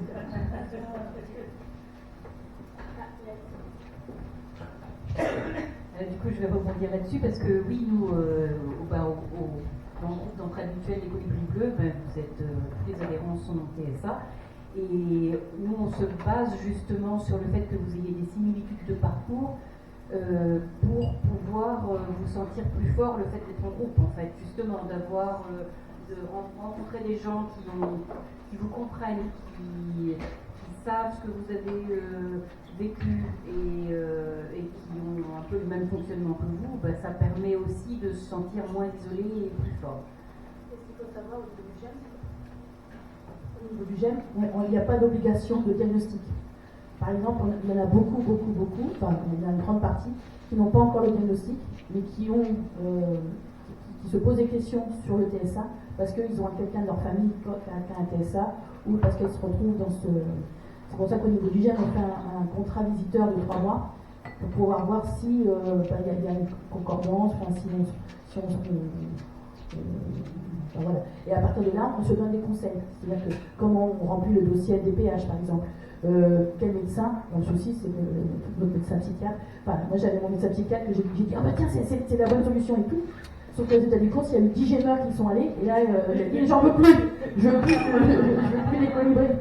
La fois dernière on a eu un message d'une gémeuse nous disant ah il y a une dentiste qui vient de s'installer, tout de suite on a passé l'info à tous les gémeurs et là elle s'est retrouvée à voir tous les autistes du coin. Je vais parler avec le patient.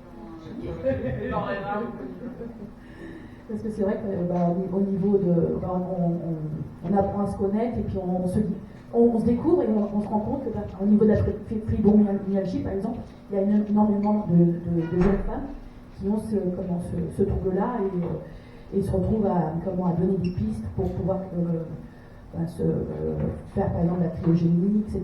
Donc, des fois, font des choses ensemble et ça donne un soutien. L'entraide, voilà. L'entraide mutuelle.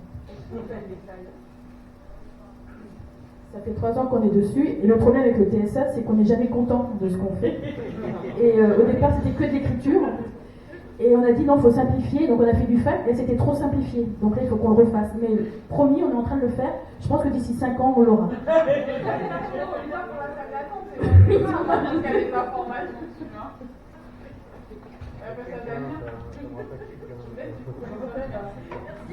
Les gènes, c'est les colibris.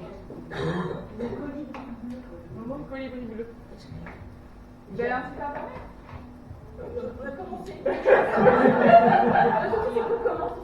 De toute façon, en règle générale, et c'est vrai que ça j'aime beaucoup cette phrase-là, c'est justement on commence tout mais on finit rien. Voilà, c'est ça. Et c'est vrai que ça c'est pareil, on va dire, moi aujourd'hui j'ai trouvé un ami, clairement je le dis, c'est bien. Parce que j'ai tellement d'idées dans la tête que, franchement, il y en a sur le groupe WhatsApp des étincelles, il y en a ils pleurent, mais littéralement, parce que quand je commence à balancer des idées, à mettre des trucs, au secours. Alors du coup, je finis moi. Moi, je dis pas tout. Oui, bah, je me doute que tu dis pas tout. Mais c'est un chiant, Oui, voilà, c'est ça, c'est à peu près ça. Mais c'est pour ça que maintenant, justement, j'ai trouvé ça, en fait, Perplexity, ChatGPT, enfin peu importe, je vais sur celui qui va m'intéresser, entre guillemets, et je vais taper toutes mes idées, et je lui dis, tiens, vas-y, aide-moi à classer ma pensée et à faire en sorte que... Et derrière, je me trouve avec des trucs, je suis là en mode, mais c'est totalement, en fait, ce que je voulais dire. La dernière fois, on va le dire, parce que Sandra fait partie du bureau également, et il y a... bah non, il y a personne d'autre. Et, ah bah si, il y a Momo, pardon, excuse-moi. La dernière fois, justement, sur la discussion du bureau, on était en train de parler de certaines choses, et moi, en fait, je voulais absolument avoir une éclaircie sur une idée, et j'essayais. Puis je vois, tout le monde me dit, mais non, mais on fait pas ça, c'est pas comme ça, mais non, mais la législation, machin. Je me suis dit, bon, ok, je vais me faire une note clarifiée, comme ça, lors de la réunion, je vais pouvoir leur réexpliquer ce que je voulais dire. Et là, bizarrement, lors de la réunion, on m'a dit, ah, bah si c'était ça que tu voulais dire, bah alors dans ce cas, ok. Là, on se dit, mais en fait, je viens de perdre une semaine d'énergie à vous expliquer un truc qui, au final, vous me le validez. C'est dingue. C'est dingue. Ouais, mais attends, Damien. Des fois, tu ne mets pas du tien. Hein. Tu bombardes, tu bombardes. Ah, mais oui, mais ça, mais justement. Et nous, on a des petits cerveaux. Hein. Et nos neurones, elles ont du mal à suivre. Mais justement, ce qui est intéressant chez nous, c'est qu'on a créé justement, depuis un an maintenant, on a créé une synergie interasso. Parce qu'on s'est rendu compte d'une chose, c'est que faire du plurihandicap c'est bien, mais qui dit plurihandicap dit faire appel à d'autres associations. Et c'est vrai que là, par exemple, on a à côté de moi une personne de France Épilepsie, Paul 53, c'est ça? Oui, 53 cours. Donc voilà, on a aussi dans la synergie, on a aussi des personnes de l'association Syndrome des nerfs dans l'os, donc c'est des mois en Bretagne. On a des personnes, on a toutes capables aussi qui en fait partie. Et l'avantage en fait de cette synergie, alors je vais faire un peu de pub, hein, ça coûte 10 € à l'année. Et l'avantage c'est que justement ça permet derrière de pouvoir créer des ateliers ensemble, en commun, avec les différentes associations et faire du partenariat parce qu'on sait qu'il n'y a que ça qui marche aujourd'hui. Et on ne peut pas rester en fait cantonné dans notre petite case, on va dire. Alors moi personnellement je suis pour casser les cases, clairement, je déteste ça. Je supporte pas les carrés, les triangles, les rectangles. Moi si je pouvais, je pourrais tout faire exploser et dire à tout le monde venez, c'est ouvert. Et comme je dis souvent, nous les étincelles, c'est comme si c'était un grand bâtiment qu'on avait ouvert.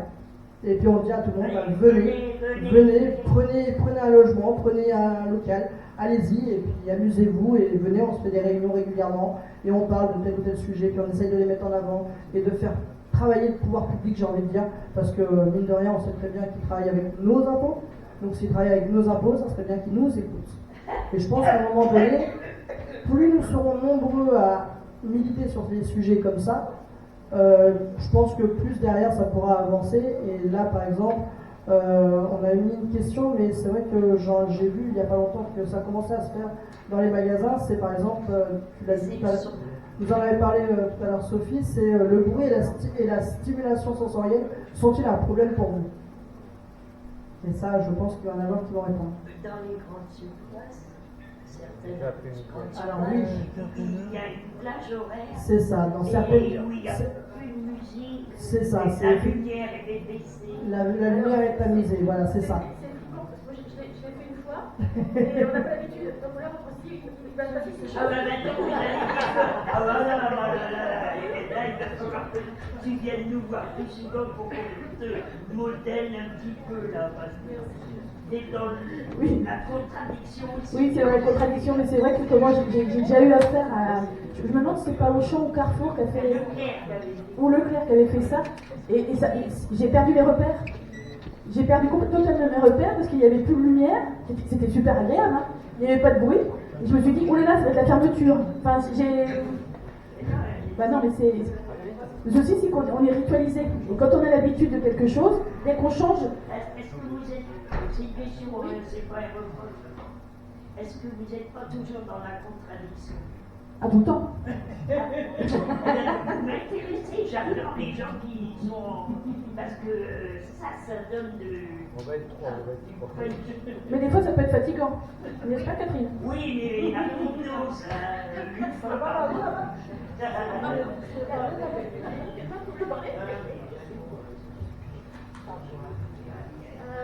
Vivre avec quelqu'un qui a un cerveau qui fonctionne à 150 à l'heure, c'est fatigant.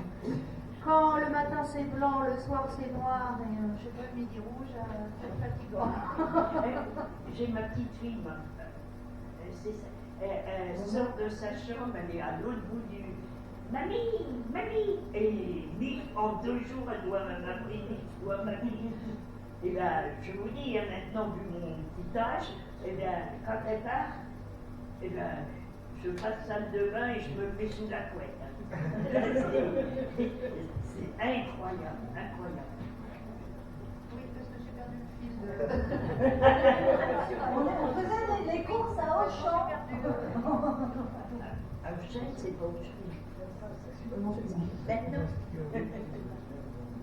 On parlait des courses. Là, c'est un autre sujet. J'ai découvert quelque chose qui est hyper rassurant pour les personnes qui ont des problèmes de sommeil, les personnes autistes. C'est la couverture lestée. La couverture lestée, c'est à la fois un. J'ai cru que j'allais mourir parce que c'est 10% de son poids, et pas du tout. C'est quelque chose à la fois de rassurant, de cocooning, et au niveau de la fatigabilité, ça aide énormément. Et nous, au niveau du GEM, on a aussi une peluche lestée. Et quand on fait des fois les premières rencontres, c'est rassurant d'avoir quelque chose de lourd, de lesté sur soi. Et il y a plein de petits outils qui sont intéressants. Moi, je sais, par exemple, quand je sors, j'ai besoin d'avoir plein de choses dans mes poches pour me rassurer, pour... voilà, plein de choses. Voilà. Vous avez des choses souvent que vous manipulez. Voilà, c'est ça. Par exemple, là, dans ma poche, c'est pas cochon. J'ai quelque chose de lisse, j'ai un truc en laine en forme de cœur, j'ai une pierre qui est assez lourde, et une balle de... Et rien que le fait de faire ça, ça me rassure. Et j'ai besoin de ça que quand je sors à l'extérieur. J'ai pas besoin de ça à la maison, par exemple. Vous n'avez pas un Louis par là? Non.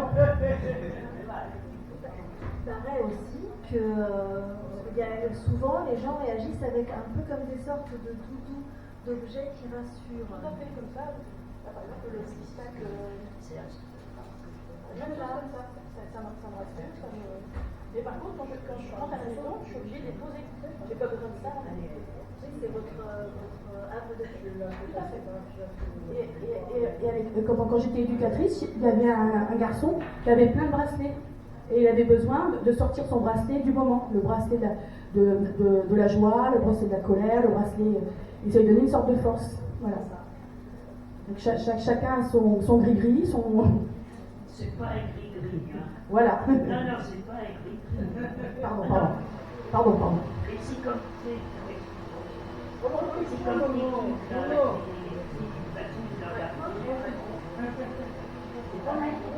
Sauf que nous, c'est plus élégant.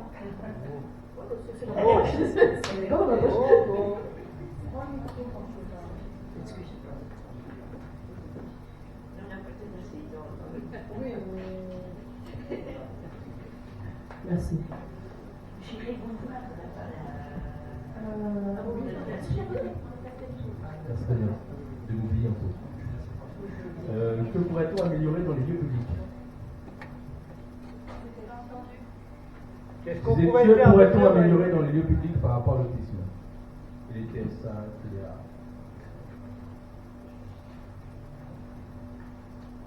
Ah ben, ça discute, mais pas comme le micro, parce que je vous ai dit hier.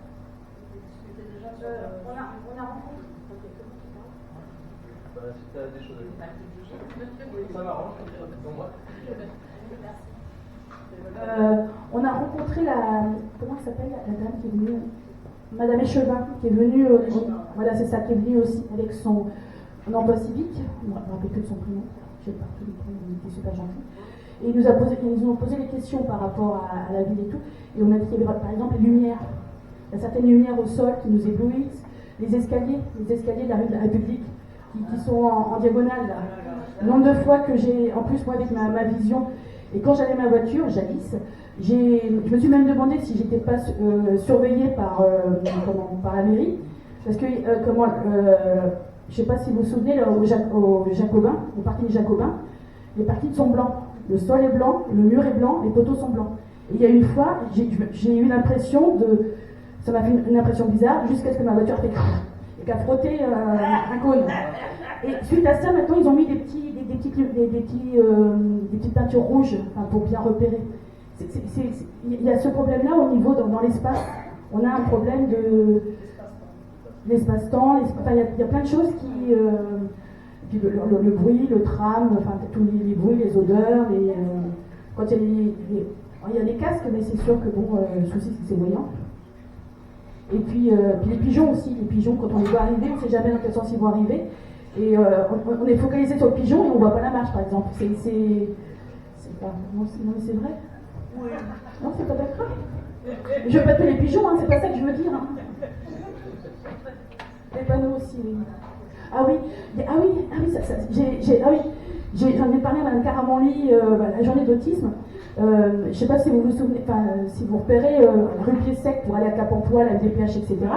Moi, j'ai bugué la toute première fois que j'y suis allée parce qu'il y avait un sens interdit, sauf riverain, voie sans issue, il fallait passer par là. Et je me suis dit, non, je ne peux pas passer, il y a un sens interdit, c'est une voie sans issue pour aller à la MDPH et la CDP.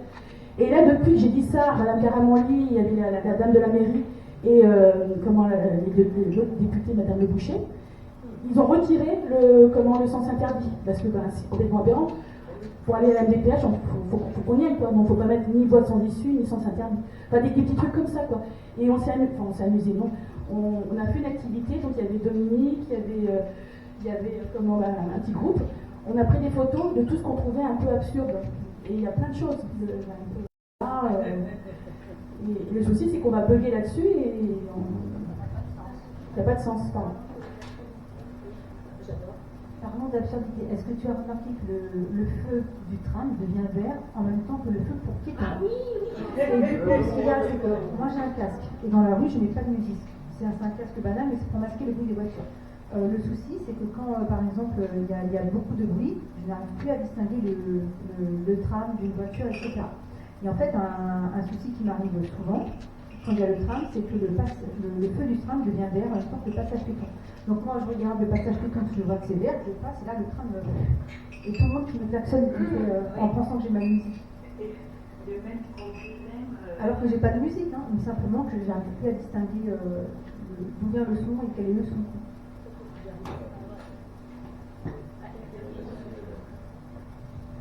Est-ce que c'est pas justement ce problème, cette difficulté, c'est un problème d'hypersensorialité, c'est-à-dire que tout prend des proportions énormes, tout ce que vous entendez, tout ce que vous voyez, tout ce que... Voilà, et comme vous vous focalisez sur une chose, comme vous disiez, vous défocalisez de ce qui peut être important et dangereux, quoi.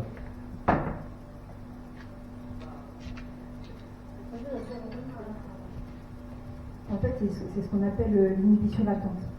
Et en fait, on dit qu'il y a des profils hyposensorialité et hypersensorialité. Mais la réalité, c'est qu'en fait, il y a l'hypersensorialité, sauf qu'à un moment donné, quand on est hypersensible, il suffit par exemple qu'on vous touche pour que votre cerveau se déconnecte. Donc là, on va dire que vous êtes en hyposensorialité, mais c'est pas vous qui l'êtes. En fait, vous êtes tellement sensible que votre cerveau se déconnecte pour un temps. Et donc, quand on est dans cet état, en fait, ce qui se passe, c'est qu'on peut, certains autistes, comme certaines personnes qui ont un TDAH, vont chercher à retrouver leur état d'avant, et pour ça, ils vont stimuler ils peuvent se taper ou ce genre de choses. Et oui, on a du mal justement à focaliser sur l'essentiel parce qu'on reçoit tous les stimuli d'un coup et on n'arrive pas à faire le tri dans ce qu'il faut trier, dans ce qui est plus urgent. Par exemple, moi, si je parle à quelqu'un, là, le simple fait qu'il y a une image et que je vois bouger dans l'image derrière en même temps que je regarde le monsieur, ça me perturbe. Ou si quelqu'un passe devant moi, comme tout à l'heure, j'étais au fond avec le micro et le bruit, les tasses de verre, on est complètement perdu. Et la vérité, c'est qu'en fait, dans le monde où on est, dans une salle, on peut adapter ça, mais c'est très difficilement. Si on peut adapter un magasin, on pourra très difficilement adapter les routes parce que tout le monde change radicalement.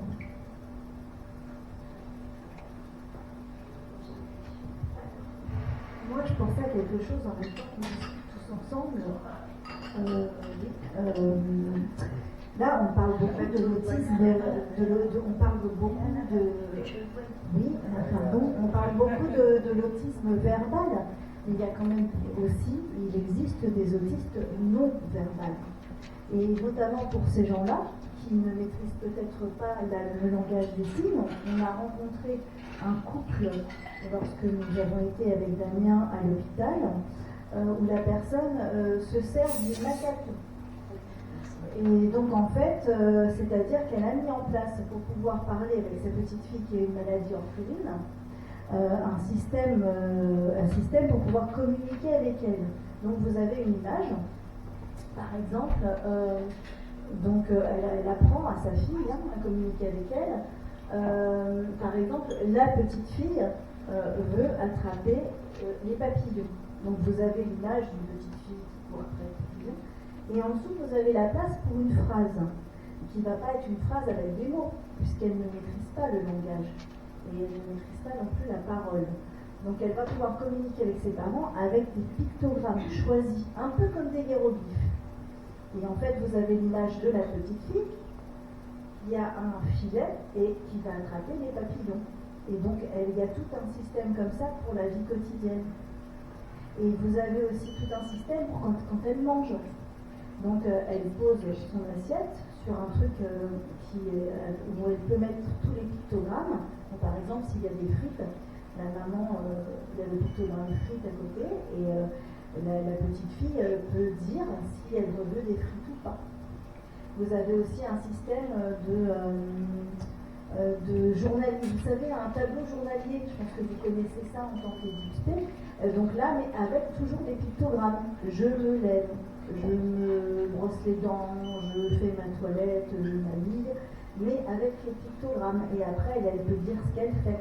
Il y a aussi le système, vous savez, avec le soleil, les nuages, en fonction de l'humeur de l'enfant. Il n'y avait pas que ça facile à lire et C'est ça. En fait, le macathon, effectivement, il est utilisé là, pour le coup, on parle de la maladie de Coffin-Siris,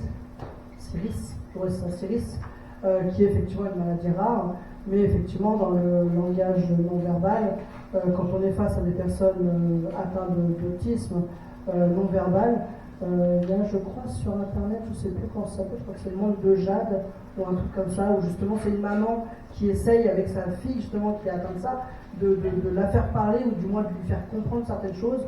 Et on voit bien, justement, elle a son classeur, avec ses petits pictogrammes qu'elle peut poser dessus. Et du coup, ouais, ça doit être ça, ouais. Et du coup, justement, elle lui explique, si tu veux me dire, par exemple, que tu veux que je t'aide à, je sais pas, allumer la télé, par exemple, et mettre un film, tu vas prendre le pictogramme télé et le pictogramme film, et moi, je vais comprendre que, tu veux regarder un film. Et c'est vrai que ça, du coup, le macathon, c'est très utilisé là-dedans. Et c'est vrai que là, on parle principalement de l'autisme, on va dire adulte, parce que ça nous concerne. Moi, j'ai vécu beaucoup d'années dans des hôpitaux, et dont beaucoup en pédiatrie. Et c'est vrai qu'en pédiatrie, c'était quand même assez impressionnant de voir que les personnes qui étaient non-verbales, tout simplement, les mettaient dans la catégorie des fous. C'est-à-dire qu'on ne cherchait même pas à savoir qu'est-ce qu'il y avait derrière, s'il y avait de l'épilepsie, s'il y avait du trouble autistique, etc. C'était, lui, il ne parle pas, il est fou. Alors ça a toujours été, de toute façon, depuis, j'ai envie de dire, depuis les années 50, voire même avant, Dès que quelqu'un ne savait pas parler ou qu'il n'était pas incapable d'aligner deux lettres, on disait bon, cherchez pas, c'est un Google. Ça, c'est malheureusement, c'est la phrase que je pense que beaucoup ont pu entendre. Et en fait, ce qui est intéressant, c'est qu'aujourd'hui, ça commence, enfin, ça fait une dizaine d'années, pour être précis, que ça commence vraiment à ouvrir les yeux là-dessus, même 15 ans, d'après ce que j'ai lu. Maintenant, on est sur une année où il va y avoir pas mal de choses qui vont se faire et se défaire, si je puis dire. C'est-à-dire qu'il va y avoir des nouvelles prises en charge en matière justement d'éducation spécialisée, mais bien évidemment, il va y avoir d'autres choses qui ne vont plus être prises en charge. C'est-à-dire qu'en gros, un enfant qui a été diagnostiqué TSA, en fait, il va y avoir toute la partie psychiatre, etc., qui va être prise en charge. Par contre, toute la partie motricité ou la partie mise en place de routine ou de matériel nécessaire pour chez lui, on va dire le côté ergothérapie, on va dire ça comme ça, ce sera plus pris en charge. C'est-à-dire que c'est magique, ça veut dire que d'un côté on va soigner entre guillemets la tête, mais on ne va pas soigner le reste. Alors que c'est pas psychique, tout à fait, on est d'accord. En fait, la difficulté qu'on voit aujourd'hui, c'est qu'on commence à s'intéresser à la neurodivergence. C'est très simple. La neurodiversité aujourd'hui, on s'y intéresse, pour être très précis, ça fait une quinzaine, voire presque une vingtaine d'années, et ça a été grâce au film Divergence. C'est quand même fou. Le film Divergence 1 est sorti en France, les gens tout de suite ont commencé à se mettre dans des cases. Parce qu'ils ont vu le truc, ils se sont dit, bah ouais, mais moi je suis comme elle, c'est-à-dire qu'effectivement, quand on me met dans par exemple, méditation, que sais-je, je vais pouvoir me voir à un certain endroit, penser que tout ce que j'ai autour de moi est réel ou pas. Et en fait, derrière, il y a eu tout un tas de neuropsy, de psychanalystes et compagnie qui se sont mis à analyser les films. Donc Divergent 1, je crois le troisième, je crois qu'il y a eu 3 volets, 3 ou 4, 3 ouais ça. Et ils se sont mis à analyser les films et à dire, oui, effectivement, dans la société actuelle, il existe des personnes comme ça. Mais comment on peut les détecter? Et quand bien même on les détecte, qu'est-ce qu'on en fait? En fait, il suffirait tout simplement déjà de ne pas les considérer comme des choses, parce que moi, le qu'est-ce qu'on en fait, j'ai tellement entendu concernant ma pathologie primaire que clairement, je leur ai clairement dit, arrêtez vos conneries, je ne suis pas une chose. Hein. Déjà dans les TER, on le voit bien, quand on est en fauteuil, on vous pose à un tel endroit, vous êtes un peu de fleurs. Clairement, il suffirait juste de vous arroser un peu. Voilà, c'est limite la sensation qu'on a. Et encore. mais voilà, mais ce qui est intéressant aujourd'hui, c'est justement qu'on a réussi à faire réunir pas mal de personnes. Je poserai une question, et puis avant de finir, parce que là c'est vrai qu'on a balayé plein de choses. Si je peux me permettre, on a parlé des enfants. Oui. On a parlé des adultes, oui. On a parlé aussi des non-verbaux. Mm-hmm. Et le souci, c'est qu'on n'arrive pas à penser que les enfants autistes ou non-verbaux deviennent adultes. Exactement. Mais c'est justement, ça va être la question justement sur laquelle je vous file tout de suite le micro. C'est qu'effectivement, c'est comment rendre déjà une association plus inclusive, ainsi qu'une société qui comprendrait la neurodiversité. Comment est-ce que derrière, justement, on peut aider les aidants, déjà dans un premier temps, et surtout aider les personnes, j'allais dire malades, mais j'aime pas ce terme-là, donc atteints de troubles du spectre autistique.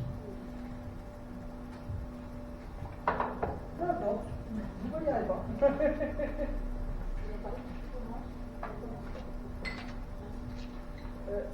C'est vrai que comment on se rend compte que au niveau d'autisme, c'est pas simple de vivre avec une personne autiste, verbale ou non verbale, en sachant que jusqu'à 4 ans je ne parlais pas. Ma mère était très inquiète. Mon grand-père dit de toute manière elle va se rattraper, je me suis rattrapée. Mais c'est vrai que comment avec l'RC Autisme, maintenant ils ont mis en place des groupes de parole pour un petit peu exprimer un petit peu leur mal-être, parce que il y a des fois pas de solution pour des enfants, enfin des adultes qui se retrouvent à 40, 50 ans, toujours autistes sévères. Les parents, ils vieillissent et à un moment donné, les aidants, ils fatiguent. Et le souci, c'est que en France, on a un gros retard par rapport à tout ça. Et c'est vrai que quand j'ai fait la formation, c'est ça qui est peut-être intéressant aussi à savoir, il y a une plateforme universitaire à Clermont-Ferrand qui s'appelle le PUFA BSA pour parler de l'autisme. C'est une formation sur 9 mois, mais c'est 34 modules. Et c'est des modules à la fois français et canadiens. On se rend compte qu'au Canada, ils sont plus en avance que nous. Enfin, on est toujours en retard, hein. Il n'y a pas photo. Et c'est vrai que il y a des choses qui sont en train de bouger et des questionnements. Et on pense qu'au niveau de la journée d'autisme, le 28 mars, il va y avoir des questionnements au niveau des familles, s'il y a des demandes particulières, parce que en plus c'est le moment des élections, là, c'est peut-être le moment aussi d'appuyer sur notre cause, enfin sur le handicap invisible, et les RIP, etc.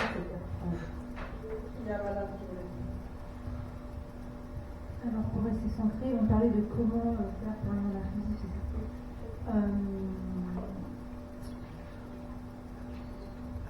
Alors je pense en fait qu'il est important, quand on veut changer les choses,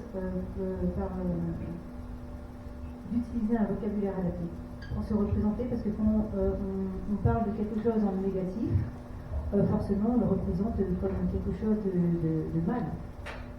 Et donc, oui, d'utiliser le vocabulaire. Ensuite, de la représentativité. C'est-à-dire que quand on voit dans les médias, ce sont rarement les concernés qui parlent. Donc après, c'est vrai que certaines personnes ne peuvent pas s'exprimer. Et moi, je supporte qu'on donne à tous les moyens. On parlait de communication. Donc, vous avez parlé de Macathon, mais aussi la CAA. Et là, je vais faire le lien sur ce que vous avez dit sur, vous savez, Asperger. Donc, en fait, Asperger, c'est vrai qu'il a participé à des recherches MAGI, mais c'est pas pour ça que ça porte plus son nom. Ça porte son nom parce qu'avant l'autisme, on le voyait soit comme Asperger, soit comme Kanner, soit le super génie, un peu le geek et tout ça, soit l'attardé qui se frappe la tête et qui parle. Et avant, donc le super génie, c'était celui qui parlait avec des mots très spécialisés, et le Kanner, celui qui n'arrivait pas à parler. Et on s'est rendu compte qu'en fait, il y avait des points communs entre les deux autismes, les deux catégories, et qu'en fait, quelqu'un pouvait très bien avoir un très haut quotient intellectuel et ne pas savoir parler. Et je vais vous donner un exemple, c'est quelqu'un qui s'est arrêté en Amérique par le FBI pour avoir piraté les serveurs du FBI, et il n'a pas pu aller en prison parce que le monsieur ne savait pas se faire à manger et ne savait même pas se faire délasser. C'est lassé. Vous voyez un peu la différence. Et donc en fait, ils se sont rendus compte qu'il y avait un socle commun, donc ils ont mis ça dans le TSA. Ils se sont rendus compte ensuite que ce qui faisait la différence, c'était justement les troubles associés, les comorbidités, et plein de choses qui étaient dues à l'environnement. Et donc, oui, donc j'ai dit déjà nous-mêmes utiliser un vocabulaire adapté et expliquer aux gens pourquoi utiliser ce vocabulaire, expliquer aux gens pourquoi ne plus utiliser Asperger. Il y en a qui sont réticents, mais leur expliquer que même si historiquement c'est pas terrible, médicalement c'est faux. Et c'est faux depuis au moins 1999. Donc en fait, ils sont complètement à côté de la plaque. Pardon ? Oui, parce que le problème, c'est que même les professionnels continuent à écrire. Mais, même des journalistes. Oui, bah c'est ça le problème. Et donc voilà. Comment on peut arrêter de prononcer ce mot si en face de nous on arrive des hommes, entre parenthèses. En leur expliquant ce que ça sous-entend de dire Asperger et au niveau. Il y en a, leur argument c'est de dire oui, mais je dis Asperger parce que je veux pas qu'on pense que je suis déficient intellectuel. Ça se voit qu'on est déficient intellectuel un minimum quand même. C'est dans la façon de parler, qu'on devrait faire un travail. Bon, c'est vrai qu'il y en a qui sont à un niveau modéré, donc ça se voit un peu moins. Mais le simple fait de dire qu'on ne veut pas être pris pour un déficient intellectuel, c'est du validisme. Ça veut dire qu'on associe quelque chose de négatif. Donc en leur expliquant les... Comment nous,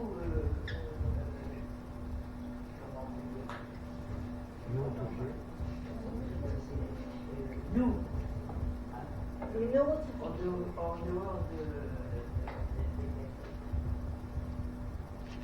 comment on peut venir à parler comme moi à ma petite fille si on continue toujours dans une discussion à prononcer ce mot. Donc c'est pas logique. Non, c'est pas logique. Et on parlait, alors je parlais du validisme, mais il y a aussi tout ce qui est capacitisme. C'est de croire en fait, justement, qu'on a dit comme les gens comme Sophie, le monsieur, excusez-moi, j'ai oublié son nom moi-même, on se fait diagnostiquer, et puis après le plus important derrière, c'est-à-dire tout ce qui est fonctionnel, c'est-à-dire que nous expliquer, moi je l'ai fait tout seul, j'ai fait une recherche parce que j'étais à fond dans l'autisme à ce là, nous expliquer comment faire pour nous soulager au quotidien et pour nous adapter en fait.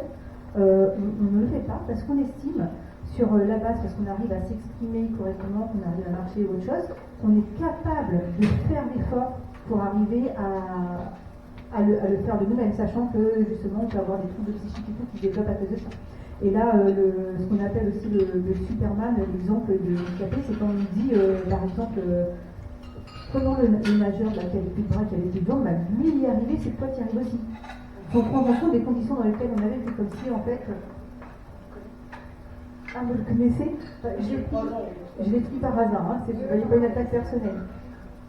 Et c'est voilà, de faire prendre conscience aux personnes de ce qu'il y a derrière leur pensée, des stéréotypes qu'il y a derrière leur pensée. Après, tout le monde a droit à l'erreur. Moi, souvent, les gens ils viennent, ils me disent Asperger, je leur explique. Il y a deux types de gens. Il y a ceux qui se trompent, qui comprennent et puis qui disent excuse-moi, voilà, et ça passe. Et il y a les gens qui ne veulent pas. Et moi, je me dis derrière le refus de ces gens-là, c'est du validisme. Et j'arrête tout simplement de les fréquenter parce que je sais que ces gens-là ne changeront pas, en fait, ou très difficilement. Et voilà, je ne sais pas. Moi, je voudrais rebondir sur ce que vous étiez en train de dire. On parlait de ce qu'on peut faire pour avoir une meilleure connaissance.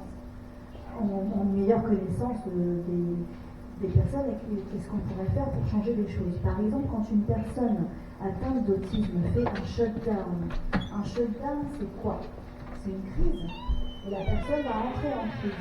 Donc elle va avoir des gestes cycliques, répétitifs. Donc par exemple, il a montré ma vie, je suis désolée, tu fais peut-être aussi, hein, mais lui je l'ai aimé très fort aussi. Et il avait tendance à avoir des gestes répétitifs quand il rentrait en crise. Il se coupait, il était dans son monde, et il fallait que j'essaye de faire en sorte de ne pas venir surcharger sa charge mentale, parce que quand il en arrive à faire un shutdown, ça veut dire que là, ça coupait tellement, et qu'il ne faut pas que j'en rajoute. Et il faut que j'essaye de le protéger autour de lui. Donc s'il y a des choses dangereuses, un coin de table, des choses, essayer de faire une zone de sécurité autour et le laisser faire sa crise. Et avoir cette bienveillance vis-à-vis du shutdown. Voilà. C'est important. J'espère que vous êtes... Je vous repasse le micro tout de suite. Ce qui est intéressant, c'est de parler de validisme, parce que justement, en avril, ce qu'on va faire, c'est qu'on va parler en fait du handicap invisible. Notamment tout ce qui est, là, si vous voulez, en fait on a fait un balayage total, c'est-à-dire que février on a parlé de tout ce qui était santé mentale avec JC du coup qui a organisé cet événement, donc celui qui a fait le débat. Ce mois-ci on a dit qu'on parlerait justement du TSA qui est souvent justement lié au TDAH, etc. Enfin lié ou pas, hein, une fois, mais en règle générale. Et en avril on va parler justement du handicap invisible, mais tout ce qui est à côté en fait. Parce qu'on sait très bien qu'aujourd'hui, on a des catégories, il y a le sensoriel, il y a le psychique, il y a le moteur, il y a ceci, il y a cela, etc. Et du coup, on s'est dit qu'on allait en 3 mois balayer, entre guillemets, tout le spectre pour en venir au mois de mai. Et d'ailleurs, vous voyez un petit peu il y a la liste des prochains cafés débats là, qui sont affichés, pour arriver au mois de mai à parler mobilité et vie inclusive. Et là, je pense que ça peut être intéressant, tout comme le mois prochain, de faire le point sur tout ce qu'on connaît. Là, Madame Sophie, aberrant, toutes les aberrations qu'on peut trouver dans la ville. Moi, je vous rassure, en fauteuil, c'est pareil. Je peux trouver des trucs qui sont tout à fait aberrants aussi, notamment sur l'avenue Bollé, quand je vois qu'ils sont en train de faire des trucs, que sur le même passage piéton, ils nous mettent 3 niveaux de trottoirs différents. Et puis derrière, quand on va les voir et qu'on leur dit, bah les gars, moi là, je fais comment? Ah oui, effectivement, on n'a pas réfléchi. Bah oui, justement, on a réfléchi. Et ce qui sera intéressant par la suite, c'est justement d'essayer, avec toutes les associations qui le souhaitent, de monter des groupes de travail, justement sur la ville inclusive de demain, sur moi ce que j'ai appelé, il y a un flyer, je crois, qui traîne en sous plastique, ce que j'ai appelé justement SARP inclusive, où justement l'idée, non c'est pas celui-là, mais il y en a un autre équipe, où justement l'idée en fait c'est de faire tout simplement appel à notre bon sens à tous et de pourquoi pas créer un flyer que l'on va mettre dans les entreprises, dans les établissements recevant du public et pourquoi pas dans les institutions pour leur dire c'est bien, vous faites des efforts pour que ce soit accessible pour les fauteuils, mais est-ce que vous faites des efforts pour que ce soit accessible aux personnes qui ont une neurodiversité ou qui ont des troubles, peu importe ce qu'on veut. Ça, c'est malheureusement, aujourd'hui, on le voit très bien. C'est pas fait. Et effectivement, les personnes malentendantes aussi. C'est vrai que des fois, on va dans des endroits. Tout à fait. De manière générale, oui, tout à fait. On va devenir, enfin, les gens vieillissants vont être. La population, de toute façon, on va pas se cacher. La population française, de toute façon, est une population vieillissante de plus en plus. Et aujourd'hui, on se rend bien compte que ce qu'on va faire pour l'un, ça va être valable pour tout le monde. Donc forcément, l'union faisant la force, nous on appelle justement à la force en faisant appel à toutes les associations volontaires pour justement nous rejoindre sur des groupes de travail. Peu importe l'association qui va prendre une salle ou bien même qui va mettre ses locaux à disposition pour les autres, mais au moins l'avantage de faire un groupe de travail qui peut être organisé par le GEM, j'ai oublié le nom, les colibris bleus, Éclaircie Autisme, les étincelles, ou bien même Épilepsie France, peu importe, mais l'idée c'est justement qu'on travaille ensemble, qu'on travaille en commun et qu'on arrive à faire les choses comme on le veut et surtout comme on le peut. Parce qu'aujourd'hui on le voit bien, dans toutes les associations il manque de bras, on manque disons les choses, de bénévoles. Le problème c'est que si on reste tous dans notre petit carcan en disant bah non je vais pas faire appel à un tel, clairement on s'en sortira jamais et ce sera toujours les pouvoirs publics qui gagneront. Parce que eux, de leur côté, ils sont tranquilles, ils ont ce qu'il faut, ils ont l'argent, ils ont le pouvoir, ils ont tout. Nous, de notre côté, par nos connaissances, malheureusement pas grand-chose. Donc c'est pour ça qu'aujourd'hui, on pousse un peu le vice, si je puis dire, avec le balayage de tout ça. Je crois que c'est en juin où on va parler du sport, par exemple, et du handicap, et justement de tout ce qui est socio-culturel. Parce que pareil, de ce côté-là, il y a plein de choses à voir, il y a plein de choses à revoir. Nous, on est en relation avec les quinconces. Ce qui est intéressant, c'est que les quinconces nous ont dit, écoutez, si vous avez un projet à nous soumettre, que vous soyez tout seul ou avec d'autres associations, soumettez-le et on verra ce qu'on peut faire. C'est-à-dire qu'en gros, si on a une idée d'un projet, peu importe le projet, pour mettre en avant le handicap, on peut le faire. Les quinconces sont prêts à nous aider. C'est-à-dire qu'ils sont prêts à nous ouvrir une de leurs salles pour qu'on aille, je sais pas, répéter une pièce ou apprendre des textes, etc., etc. Donc ça, il faut savoir que nous, on a réussi à avoir ce petit accès, si je puis dire, qui n'est pas forcément ouvert à tout le monde. Donc voilà. Et j'ai vu qu'Alice était dans le coin, animatrice karaoké. Juste avant, il y avait Sandrine qui avait un... Et justement, oui. Hein? Oui, tout à fait, oui. Mais ça, de toute façon, oui, puisqu'on en est à là, que peut faire chaque citoyen. Et je pense que Sandrine, effectivement, hier, on a fait au Kaléidoscope, on a été invité par Toutes Capables. Au Kaléidoscope, il y avait la journée internationale des droits des femmes. Enfin, c'était dimanche, mais du coup, hier, il y avait quand même un événement. Et ce qui était sympa, c'est qu'à la fin, toutes celles et ceux qui ont voulu ont soit pris la parole et dit certains textes, ou bien même ils ont chanté. Et Sandrine a fait un texte justement sur l'autisme, et je trouve que c'est intéressant de l'écouter. Là, je sais. Ouais.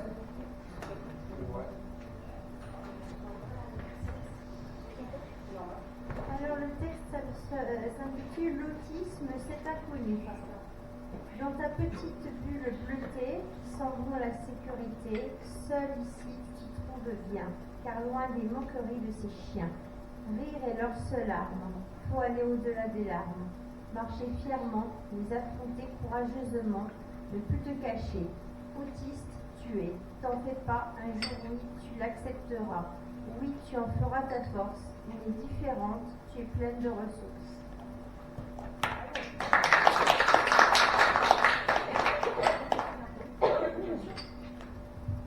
Alors, je veux dire quelque chose que j'estime comme le plus important, parce qu'en fait, là, on se parle entre nous, ça nous fait du bien de raconter un petit peu notre parcours et de découvrir certaines choses. Mais en fait, si on se pose la question, et ça porte quoi? ce qu'on fait là, parler entre nous, à part nous-mêmes de l'intérieur. Ça apporte quoi à nous, ça apporte quoi au monde. Et donc pour moi, une étape qui est très importante, c'est de faire quelque chose de fonctionnel, c'est-à-dire de se former pour nous, mais aussi pour les autres. Et donc on peut faire des petites choses qui sont accessibles, qui sont gratuites sur Internet, par exemple il y a Autisport. Voilà, en fait c'est une petite formation, bon vous aurez le certificat, tout et tout, parce que c'est facile, c'est fait exprès pour être accessible au plus grand nombre. Et vous pouvez en savoir plus sur l'autisme grâce à ça.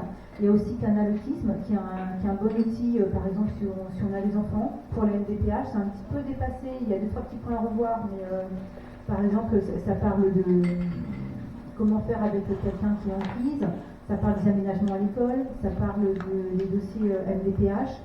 Il y a aussi pour ceux qui se sentent, qui sont vraiment très motivés, comment ça s'appelle, l'Université de Genève, qui propose des formations sur l'autisme et sur le TDAH.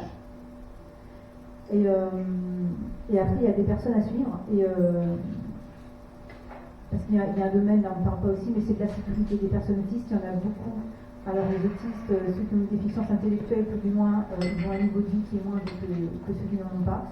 Il y a beaucoup qui se perdent et il y a beaucoup qui meurent d'accidents. Et la première cause d'accident chez les personnes autistes, et notamment chez les enfants, c'est la noyade. Et donc au sujet de la sécurité, il y a par exemple Jean-Philippe Pia qui parle de sécurité et qui donne des outils pour éviter les accidents, surtout que là ça va être été avec tous ces lacs. Et voilà, et donc je voulais juste parler de ça avant de partir, pour qu'on finisse sur quelque chose de factuel, j'aime bien. Merci pour la soirée, je ferai un petit coup d'œil aux boutiques. Merci. Merci à tous en tout cas pour ces partages de témoignages. N'hésitez pas à venir si vous voulez, je vous donnerai une carte justement de l'association et puis après on voit comment on peut se contacter, puis justement comment est-ce qu'on peut faire les choses. Parce que je pense que c'est intéressant, l'idée des cafés débat, c'est que nous, depuis maintenant cette année, on a toujours quelqu'un qui prend des notes derrière. Et comme ça nous permet non seulement, en plus de diffuser sur YouTube ce qui a été dit, c'est aussi d'avoir justement sur notre site internet, c'est aussi d'avoir sur notre site internet justement un article qui parle du café débat et qui va expliquer en quelques mots, quelques phrases, ce qui a été dit et avec les liens formels, si je puis dire. Par exemple, on peut mettre le lien du site d'Éclaircie Autisme, parce que j'imagine que vous avez un site internet. Les colibris bleus, il y a peut-être une page Facebook ou Instagram ou un truc comme ça. Ah non. Non, il n'y a pas d'infos. Pour l'instant, on est un peu. On est depuis 2023. Je vous rassure, nous c'est pareil, on existe depuis avril 2023, pour être précis. Ouais, on est pas dans les réseaux sociaux, mais c'est bon. Donc, il y a déjà une tendance naturelle de la part des adhérents à être sur les réseaux sociaux. Oui. Donc on privilégie le présentiel, le local et justement s'ouvrir sur l'extérieur, mais en présentiel. Tout à fait. Mais voilà, mais après l'idéal justement de nous de faire un article sur notre site, c'est que pour vous donner un chiffre, après ça parlera ou ça parlera pas, on a entre 2 à 3 000 visiteurs par mois sur notre site internet. Ça fait que 3 ans qu'on a lancé l'association, mais on a déjà des appels venant en dehors de la Sarthe, des personnes qui seraient intéressées pour ouvrir des antennes ou que sais-je. Alors pour l'instant, on n'en est pas là parce que clairement, chaque chose en son temps, step by step. Mais du coup, c'est intéressant de pouvoir répertorier dessus, d'avoir une liste de contacts, si je puis dire, pour dire, voilà, si vous avez ce questionnement-là, n'appelez pas les étincelles parce qu'on ne sera peut-être pas fiable à 100%, on va dire, sur le sujet. Mais par contre, il y a des associations, effectivement, qui sont plus fiables dans le sens où elles connaissent le sujet. C'est comme Epilepsie, on les renvoie vers eux, on ne va pas en parler nous, alors que, ok, certes, on les a aussi en adhérence, donc c'est bien, mais il vaut mieux les renvoyer vers les secteurs qui sont concernés. Et c'est un peu notre mode de fonctionnement, c'est que quelque part on sert de passerelle. Comme ça, au moins, on peut aider, quand on peut aider les personnes en leur disant, tu peux aller voir telle personne, tel neuropsy, ou je ne sais quoi, etc., on va les aider, mais si derrière il y a des questions beaucoup plus poussées, par exemple, je ne sais pas, je vais dire une bêtise, mais s'il y a une personne qui désire avoir une demande de logement spécifique à son cas, là pour le coup, nous on va pas pouvoir, même si on est d'intérêt général, on ne va pas pouvoir remplir les documents à sa place ou l'aider à remplir. On va plutôt la diriger vers une association qui va être plus dans le sujet et qui va savoir qu'est-ce qu'on peut rajouter, qu'est-ce qu'on peut dire, etc. Donc voilà. En tout cas, je vous remercie à tous et à toutes d'avoir participé. C'est fort plaisant de voir que plus ça va et plus il y a du monde. Donc ça, c'est génial. Merci à vous tous et toutes. Et on vous enverra les informations, soit par mail, soit par téléphone, ou pigeon voyageur, je ne sais pas. Bah ouais, mais elle est là, Mélanie.